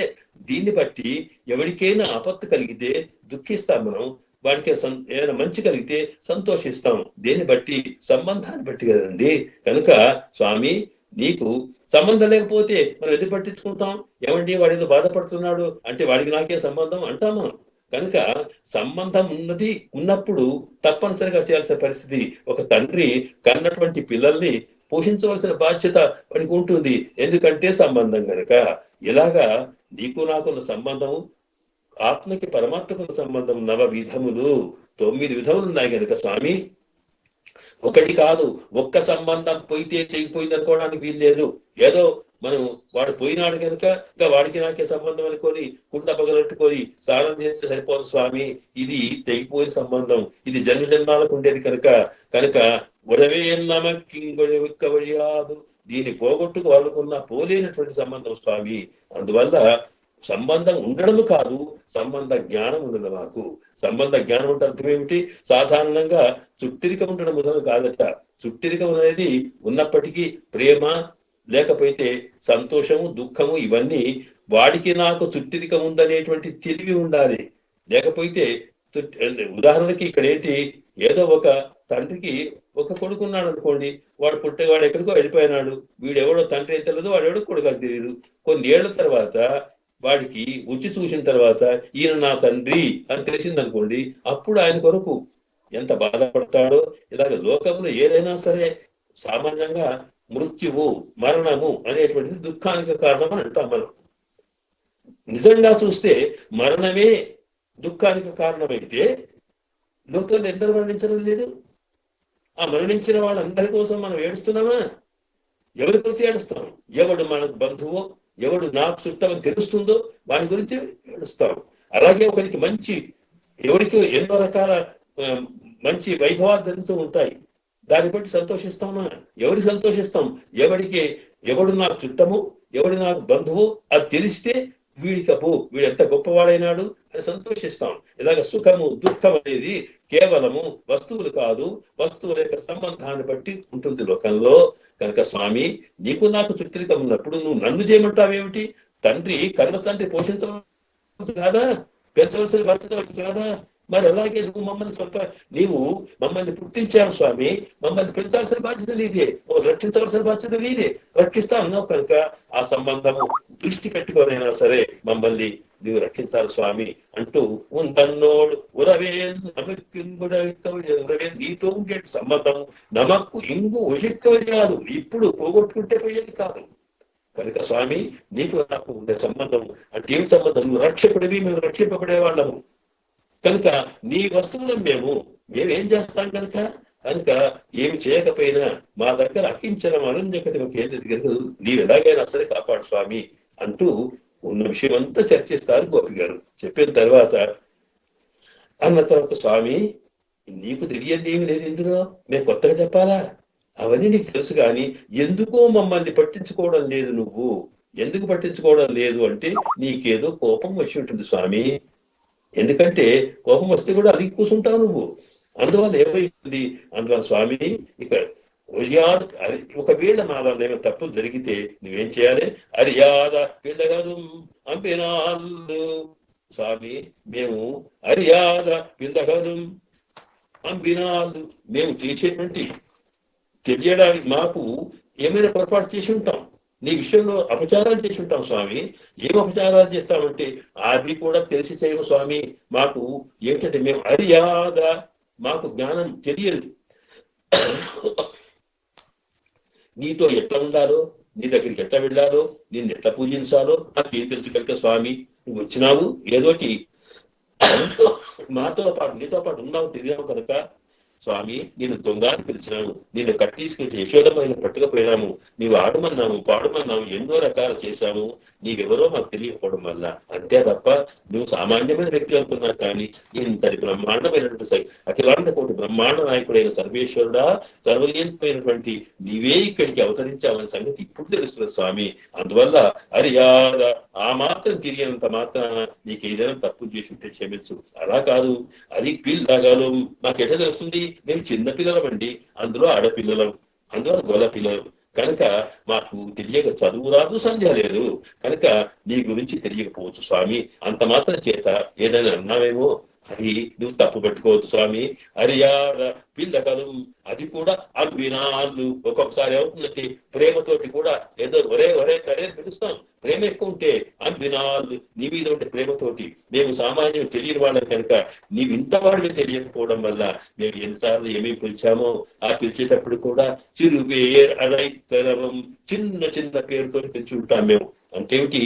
నీకు ఎన్నో నామాలు ఉండవచ్చు, నీవెంత గొప్పవాడివో నీ నామాలు చెబుతూనే ఉన్నాయి, కానీ మాకు తెలియక ఏదేదో చెప్పావు. నారాయణ అన్నాము, అలాగే ఇంకేదో అన్నాం. ఇలాంటి ఎన్ని చిన్న పేర్లు అయ్యారు ఈ దృష్టిలో. ఎందుకంటే గోవిందా అనేది ఉందే అది చాలా పెద్ద పేరు. ఎందుకంటే నేను శ్రమపడి సంపాదించావు. గోవింద అంటే అర్థం ఏంటనమాట?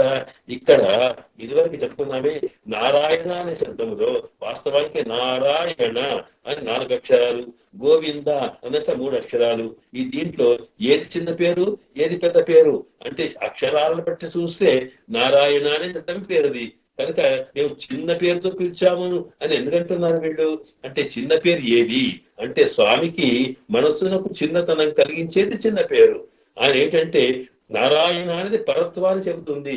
సకల సకల అంతర్బహిచ తత్సర్వం వ్యాప్య నారాయణ అని అంతర్వ్యాపించిన వాడు, సర్వేశ్వరుడు, పరమాత్మ, అందరికన్నా కూడా గొప్పవాడు అని ఇలాగా స్వామి యొక్క పరాత్పరత్వాన్ని చెప్పగలిగే శబ్దము నారాయణ. కానీ గోవింద అనేది గోవులను రక్షించేవాడు, గోపాలకులు ఉన్నవాడు, ఈ లోకానికి వచ్చినవాడు, గొల్ల పిల్లలతో తిరిగేవాడు సౌలభ్యం. అంతటి పరాత్పరుడైన పరమాత్మ సులభంగా ఇక్కడికి వచ్చినాడే అన్నప్పుడు అంత కష్టపడి ఇక్కడి నుంచి వచ్చింది దేనికోసం అంటే తనకి ఇష్టమైన వస్తువు కనుక ఆ ఇష్టమైన వస్తువు, ఇష్టమైన పేరు గోవింద.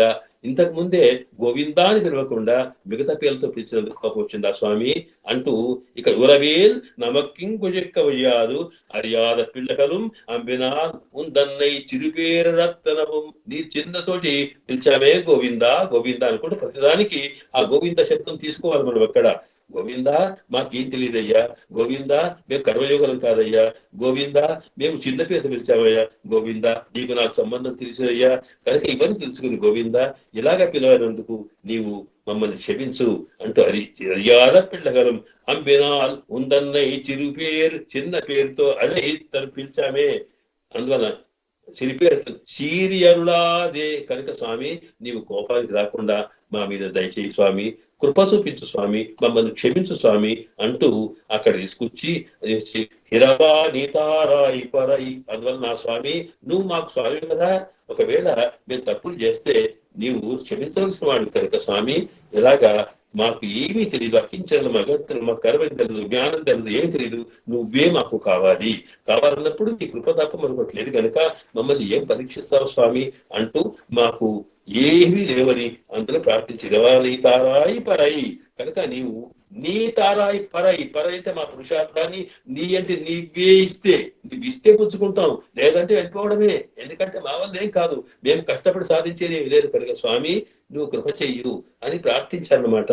అంటే ఇంకా అడుగుతూనే ఉన్నారు, ఇప్పటిదాకా ఆయన ఏమి ఇవ్వలేదు అనలేదు కనుక పరాయి అనేది ఉచితమే నీవు అని చెప్పి అంటూ దీంట్లో వాళ్ళు ప్రార్థించారనమాట. ఈ ప్రార్థన చూస్తూ ఉంటే మనకి ఎట్లా అనిపిస్తుందంటే తమకు ఉండేటువంటి ఇక్కడ భగవద్గీతలో కృష్ణ భగవానుడు తాను విశ్వరూప సందర్శనం చూపించిన తర్వాత విరాట్ స్వరూపం చూచినాక అర్జునుడు భయపడిపోయినాడు.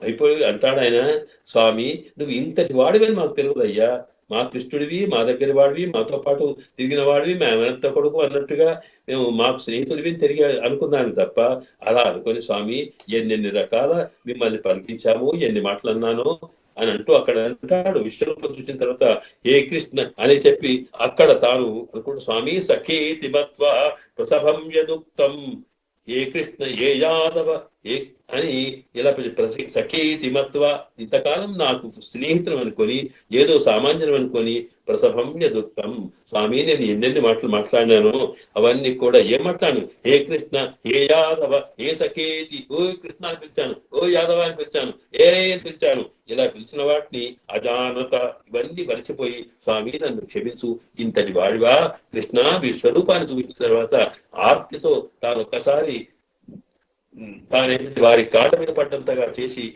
ఏడుస్తూ మాట్లాడినాడు ఆయన. అక్కడ అంతా చూపించినట్టుగానే సరిగ్గా అదే పద్ధతిని కృష్ణుని యొక్క తత్వం తెలియకన్నా ముందు గోపికలు దృష్టిలో పెట్టుకుని అయ్యో మేము తెలియకుండా మీరు చేశామా ప్రార్థిస్తూ స్వామి కోపానికి రాకయ్యా, మేము మా పిలుపులో చిన్నతనం కావచ్చు, మా ఉనికిలో చిన్నతనం కావచ్చు, నీకు మర్యాదలో ఏం తక్కువ చేశాము అవన్నీ క్షమించేసి మిమ్మల్ని రక్షించు స్వామి అని ప్రార్థించారు ఇక్కడ. అందువల్ల ఇక్కడ ఏమన్నట్టు ఉపచారాపదేశేన, అందువల్ల మనము సామాన్యంగా ఆరాధన చేసిన తర్వాత ఇది బాగా గుర్తుంచుకోవాల్సినటువంటి శ్లోకం ఇది. అంటే పరమాత్మకి ఆరాధన చేసిన తర్వాత ప్రమాణాలను జరిగిన తర్వాత చివరికి ఈ శ్లోకాన్ని మన పెద్దలు అనుసంధిస్తూ ఉంటారు. ఉపచారాపదేశేన కృతాన్ అహరహర్మయ అపచారాని మాన్ సర్వాన్ క్షమస్వ పురుషోత్తమ అని స్వామి ఉపచార అపదేశేన అంటే మీకు సేవ చేస్తున్నానని మీ సేవ చేసేటువంటి ఒక పేరట ఎన్ని కష్టాలు అపచారాలు చేశాను నేను, అందువల్ల మీకు అభిషేకం చేయడం కోసము లేక మీకు పుష్పాలు సమర్పించడం కోసము మీకు ఆరగింపు చేయడంలోనూ ఏవేవి చేశాను, మీకేదో చేస్తున్నాను అనుకొని నేను తప్పులు చేసి ఉండవచ్చు కనుక వాటిని అన్నిటి కూడా క్షమించి మమ్మల్ని వాటిని అపచారములుగా భావించుకోకుండా ఉపచారాన్ని భావించి నీవు క్షమస్వ క్షమస్వ అని అంటారు మన వాళ్ళు. అలాంటిదే దృష్టి ఇక్కడ ఆండాళ్ళ తల్లి తాను చూపించేసి ఇంతకాలం వచ్చిన తర్వాత పరమాత్మను సేవించుకొని ఆయనను ప్రార్థించేటప్పుడు చివరికి క్షమాపణ కోరడం అనేది అంటే మనం చేయాల్సిన పని అంటూ దీంట్లో మనం చేయవలసినటువంటి పరమాత్మ దగ్గరికి వెళ్ళిన తర్వాత చెప్పాలి, స్వామి నా దగ్గర మంచి చేసే పని ఏది లేదు, నేను ఏ సత్కర్మలు చేయలేదు, అందువల్ల నాకేమీ తెలియదు అనుకొని ఇక నీవు తప్ప నాకు మరొకటి లేదు అంటూ తన నీచత్వాన్ని నైత్యాన్ని చెప్పుకోవాలట. ఆ నైత్యాన్ని ఇక్కడ దీంట్లో ఆ నైచత్వం చెప్పుకోవడంలో తొండరడెప్పటి ఆళ్వార్లు రంగనాథుని గురించి తాను తిరుమాలై ఆయన దివ్య ప్రబంధం చేసి రంగనాథ అని చెప్తారు. అక్కడ చెప్పి నేను ఏమి చేయలేకపోయినా కనీసము ఆ రాముని వారధి కడుతున్నప్పుడు ఉడతలాగనన్నా నేను సేవ చేయలేదయ్యా అంటారు. అక్కడ చాలా ఉడత భక్తి అని అంటామే, అది తొండరపడి ఆడవాళ్ళ దివ్య ప్రబంధంలో ఉంది. అక్కడ వారు అంటారు, స్వామి ఉడత ఏం చేసిందట, అందరూ కూడా సముద్రంలో ఏమిటి వారధి కడుతున్నారు, వానర సైన్యం అంతా కూడా కట్టే సందర్భంలో అక్కడ ఒక ఉడత ఉందట. ఆ ఉడత ఏం చేసింది, అయ్యో నేనేమైనా చేయాలనుకుందట, చేయాలనుకుంటే ఎక్కడ రాళ్ళు మోస్తుందా, ఏం మోయగలుగుతుంది. అప్పుడు ఏం చేసేది, వాళ్ళు ఎప్పుడైతే ఒక రాయి మీద ఒక రాయి మరొక రాయి మీద రాయి పెట్టుకుంటూ వాళ్ళు అదేంటి ఆ కట్ట కడుతూ ఉంటే ఇదేం చేసిందట, సముద్రంలోకి పోవాలి, దాంట్లో పోయి నీళ్ళల్లో అటు ఇటు పొల్లాడే, వెళ్ళిన తర్వాత ఒళ్ళంతా తడి కాగానే సముద్రం ఒడ్డుకు రాగానే ఇసుకలో అటు ఇటు పొరలాలి. పొరలేటప్పటికి ఆ తడికి ఇసుక అంతా అంటుకోలేదట. అంటుకోగానే ఒక రాయికి మరొక రాయికి మధ్యన ఒక సందు ఉంటే ఈ సందులోంచి ఆ సందులోకి, ఆ సందులోంచి ఈ సందులోకి ఒరుసుకుంటూ తాను దూరేటప్పటికి దాని ఒంటికి ఉన్నటువంటి ఇసుకంతా కూడా రెండు రాళ్ల మధ్యన పడి బందోబస్తు అయ్యేదట అని అంటూ ఇక్కడ తిరుమల దివ్య ప్రబంధంలో తొందరపడే ఆడవాళ్ళు చెబుతారు, స్వామి ఆ ఉడతనైన ఆ వారధి కట్టడంలో అదే ఉడత భక్తి అంటే అర్థం ఇక్కడ. అది పెద్ద పెద్ద వాళ్ళు ఎంత చేసినా దాని పని చేసిందట, అలాగా ఆ మాత్రమేనా నేను చేయలేదు స్వామి అంటారు అక్కడ. అలాగే ఈ గోపికలు కూడా, స్వామి మేమేమీ చేయలేకపోయినాము, మా దగ్గర ఏమీ లేదు, నీవు తప్ప మాకు ఒకటి లేదు కనుక నీకు మాకుండే సంబంధాన్ని బట్టి చూడమన్నారే, కనుక మాకుండే నైత్యానుసంధానం చేయాలి పరమాత్మ దగ్గర. మన దగ్గర ఏమీ నీవు తప్ప మాకు వేరే ఉపాయం లేదని చెప్పడమే కాకుండా తమకుండి నీచత్వాన్ని అకించన అనన్యగతి అనేటువంటి మాట చెప్పాలని, ఆ తర్వాత ఇలా నీవు మమ్మల్ని రక్షించవలసిన విషయం ఏమిటో దాని సంబంధ జ్ఞానం చెప్పాలి, నీకు నాకుండే సంబంధాన్ని దృష్టి పెట్టుకోమని. అలాగా చేస్తూనే మనము ఇంతకు ముందు తెలియక చేసినటువంటి అపచారాన్ని కూడా క్షమించమని చెప్పి కూడా ప్రార్థించాలని, ఆ ప్రార్థించి ఆ తర్వాత సర్వము కూడా పరమాత్మనే మాకు రక్షకుడు, ఆయనే ఉపాయం అనే భావన ప్రతిరోజు కూడా ఆరాధన సమర్పించిన తర్వాత ఈ రకంగా స్వామి దగ్గర విన్నవించుకోవాలి అనేటువంటి ఆచారాన్ని మనకి గోపికల ద్వారానే ఆండాళ్ళ తల్లి తెలిపింది. కనుక ఈ పాశనంలో స్వామి సర్వం కూడా ఎలాంటి సాధనాంతరములు గాని సాధ్యాంతరములు గాని వేరే ఉపాయం ఏమి లేకుండా ఉండేటువంటి అకించనుడు అన్ని గతులైన వాళ్ళకి శరణ వెడితే సర్వేశ్వరుడే తమ ప్రార్థనలు అంగీకరిస్తాడని, కనుక పరమాత్మ దగ్గర మనము నీవు తప్ప నాకు మరొకటి లేదు, త్వమేవ మే ఉపాయభూతో భవ అని భగవద్ రామానుజుల వారు అంటారు. అలాగే అటువంటి దాన్ని మనం అక్కడ వెళ్ళి స్వామి నీవు తప్ప అనుకోటి లేదనుకొని వారిని పొరపాటు క్షమించని ప్రార్థిస్తే స్వామి యొక్క అనుగ్రహం కలుగుతోంది అని ఇక్కడ ఈ కరవాకళి తెలిసన్ను అనే పాసరంలో మనకు ఆండాళ్ళ తల్లి మనకు నివేదించింది. ఆ తర్వాత స్వామి యొక్క కృప కలిగి ఇక రేపు వాడు స్పష్టమైనటువంటి విషయం ఏమిటో చిత్తంచరకారులో ఆ విషయాన్ని చెబుతారు. ఆ తర్వాత స్వామి యొక్క కృప కలిగి రక్షిస్తాడు అనేది మనకు ఆండాళ్ళ తల్లి చెప్పే సందేశం అన్నమాట. కనుక ఈనాటి పాసరంలో మనము కూడా ఉపచారాపదేశేన కృతారహర్మయ అపచారాన్ని మన సర్వ క్షమస్వ పురుషోత్తమాని ఈ 4 రోజులు కూడా స్వామి నీ పేరిట మేము ఎన్నెన్ని పొరపాటు చేశామో, ఏ రకమైన లోపాలు జరిగినా అవన్నీ కూడా క్షమించమని మనం ఇంటింత మనం ధనుర్మాసంలో చేసుకున్నటువంటి స్వామి నివేదనలో కనీసం ఈ రోజైనా లేదా రేపైనా సరే ప్రార్థించి క్షమించమని అనుగ్రహించమని ప్రార్థించాలనే మన ఆండాళ్ తల్లి దివ్య సందేశం. దాన్ని మనం తల వంచి నమస్కరించి అనుసరిస్తాం. ఓం తత్సత్. ఆండాళ్ దివ్య తిరువడిகளே శరణం. கரவகள் பின்சென்னும் கரவைகள் பின் சென்று கானம் சேருந்துணிவோம் காணன் சேருந்துண்போம் இவொன்றுமில்லாத அறிவொன்றுமில்லாத ஆயர்குலத்து ஆயுக்குலத்து உந்தன்னை பிறவி பிறந்தனை பிறவி பெருந்தனை புண்ணியம் யாமுடவோம் புண்ணியம் யாமுடையோம் குறவொன்றுமில்லாத குறைவொன்றுமில்லாத கோவிந்தா தன்னோடு உந்தன்னோடு உறவேலு உறவேலு மக்கு நமக்கு இங்கு இங்கு ஒழிக்க ஒழியாது ஒழிக்க ஒழியாது அறியாத பிள்ளைகளும் அறியாத பிள்ளைகளோம் பை அம்பினால் அன்பினால் உந்தன்னை உந்தன்னை பேரைத்தனமும் சிறுபேரழைத்தனவம் சீரி அருளாதே சீரி அருளாதே இறைவா இறைவா நீதாராய் நீதாராய் தை பறை ஏதோர் எம்பாவாய் ஏலோர் எம்பாவாய் பகல் பின்சென்னும் காணம் சேருந்துணிவோம் அறிவொன்னுமில்லாத ஆயர்குலத்து உந்தன்னை பிறவி பெருந்தனை புண்ணியம் யாமுடையோம் குறவொன்னுமில்லாத கோவிந்தா உந்தன்னோடுறவேல் நமக்கிங்கொழிக்க ஒழியாது அறியாத பிள்ளைகளும் அம்பினால் உந்தன்னை சிறுபேரிடத்தனவும் சீரியருளாதே இறைவா நீ தாராய் பலை ஏனோ ஆண்டாள் समस्त परिवाराय सर्वदिव्य मंगल विग्रहाय श्री पूर्णदत्ताय श्रीमते नारायणाय नमः. ओम तत्सत्. जय श्रीमन्नारायण. జై శ్రీమనారాయణ. జై శ్రీమనారాయణ.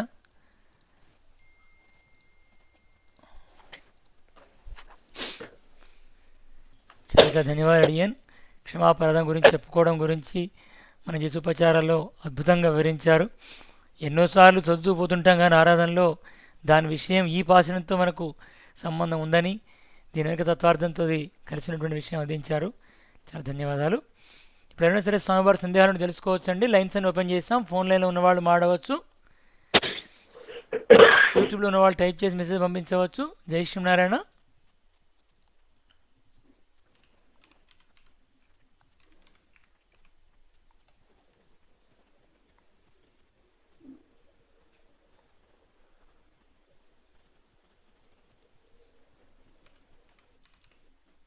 జయశ్రీ ఎన్నో వాడవచ్చండి. జయశ్రీ సందేహాలను తెలుసుకోవచ్చు స్వామివారితోని.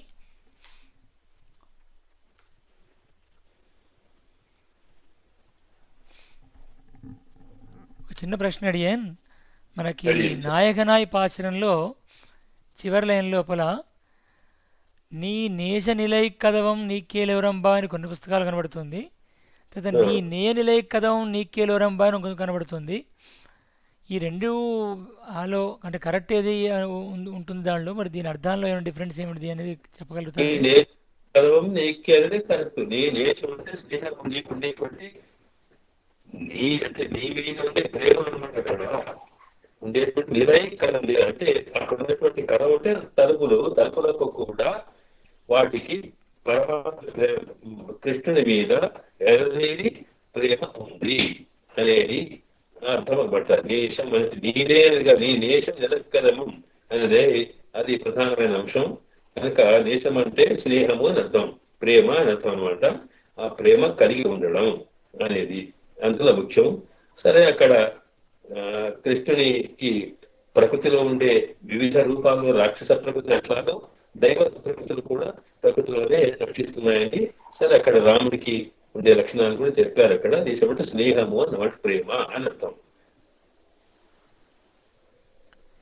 సున్నేషం అనేది ఈ కరెక్ట్ ని- పదం అంటారు అంతేనా? ఆ, ఇప్పుడు కొంచెం ఓకే సరే. జ్యేష్ఠనారాయణ ఇంకెవరికి ప్రశ్నలు ఉన్నాయండి? జ్యేష్ఠనారాయణ లైన్లో ఉన్న వాళ్ళు ఎవరైనా ప్రశ్నలు ఉన్నాయా ఫోన్ లైన్లో ఉన్న వాళ్ళతో?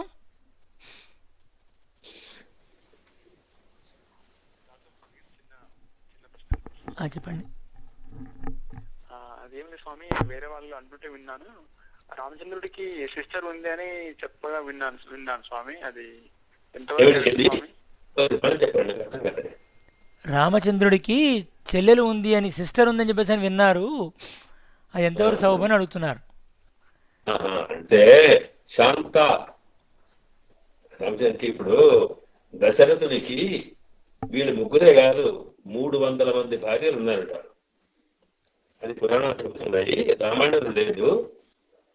అయితే అందరిలో శాంత అనేది ఒక అమ్మాయి. ఆ అమ్మాయి తర్వాత ఋష్యశృంగుడికి భార్యగా అవుతుంది ఆవిడ. దాన్ని బట్టి ఆమె అక్కను తోబుట్టు అని చెబుతారు. అది కనుక అది మనకు రామాయణంలో లేదు, కానీ ఆ రామాయణ రెఫరెన్స్ వస్తుంది. ఋష్యశృంగుని పిలిచినప్పుడు అక్కడ పుత్రకామేష్టి యజ్ఞ చేయడానికి, తర్వాత వర్షం కలగడానికి వచ్చేటప్పుడు ఋష్యశృంగుడు ఎక్కడ ఉంటే అక్కడ వర్షాలు పడతాయని ఆ సందర్భం వచ్చినప్పుడు అక్కడ కొంత వివరణ జరిగిందనమాట. అది దాన్ని బట్టి దశరథుడికి ముగ్గురే కాక ఇంకా మిగతా భార్యలు కూడా ఉన్నారు.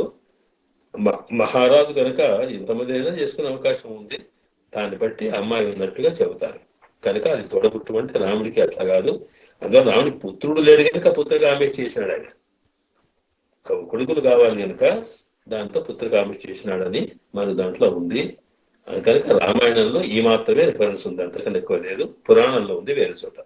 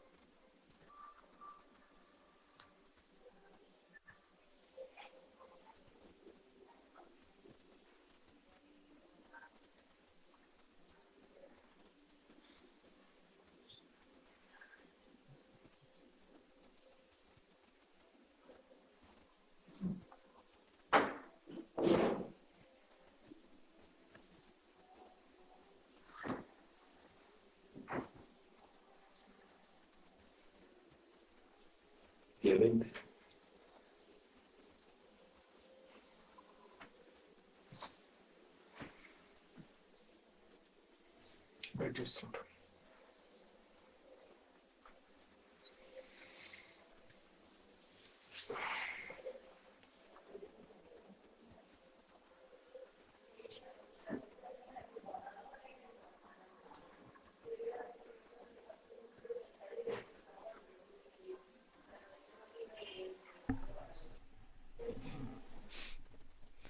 చేస్తున్నారాయణ మనం రేపు చిత్తాకం సిరగాలే ఇక్కడ రెండింటి కూడా వేరువేరుగా మనకి పాశ్రాలు ఉంటాయనుకున్నాం కదండి. రెండు వేరువేరుగా మనం చెప్పుకుంటాం. దాంతో మనం అంటే పరంపర ఎలా ఉన్నా కూడా మనకి 2 రోజులు వేరుగా మనం సేవించబోతున్నాం. సర్వే భవంతు సుఖినః, సర్వే సంతు నిరామయ, సర్వే భద్రాణి పశ్యంతు, మా కశ్చిత్ దుఃఖభాగ్ భవేత్. ఓం శాంతి శాంతి శాంతి. జై శ్రీమన్నారాయణ.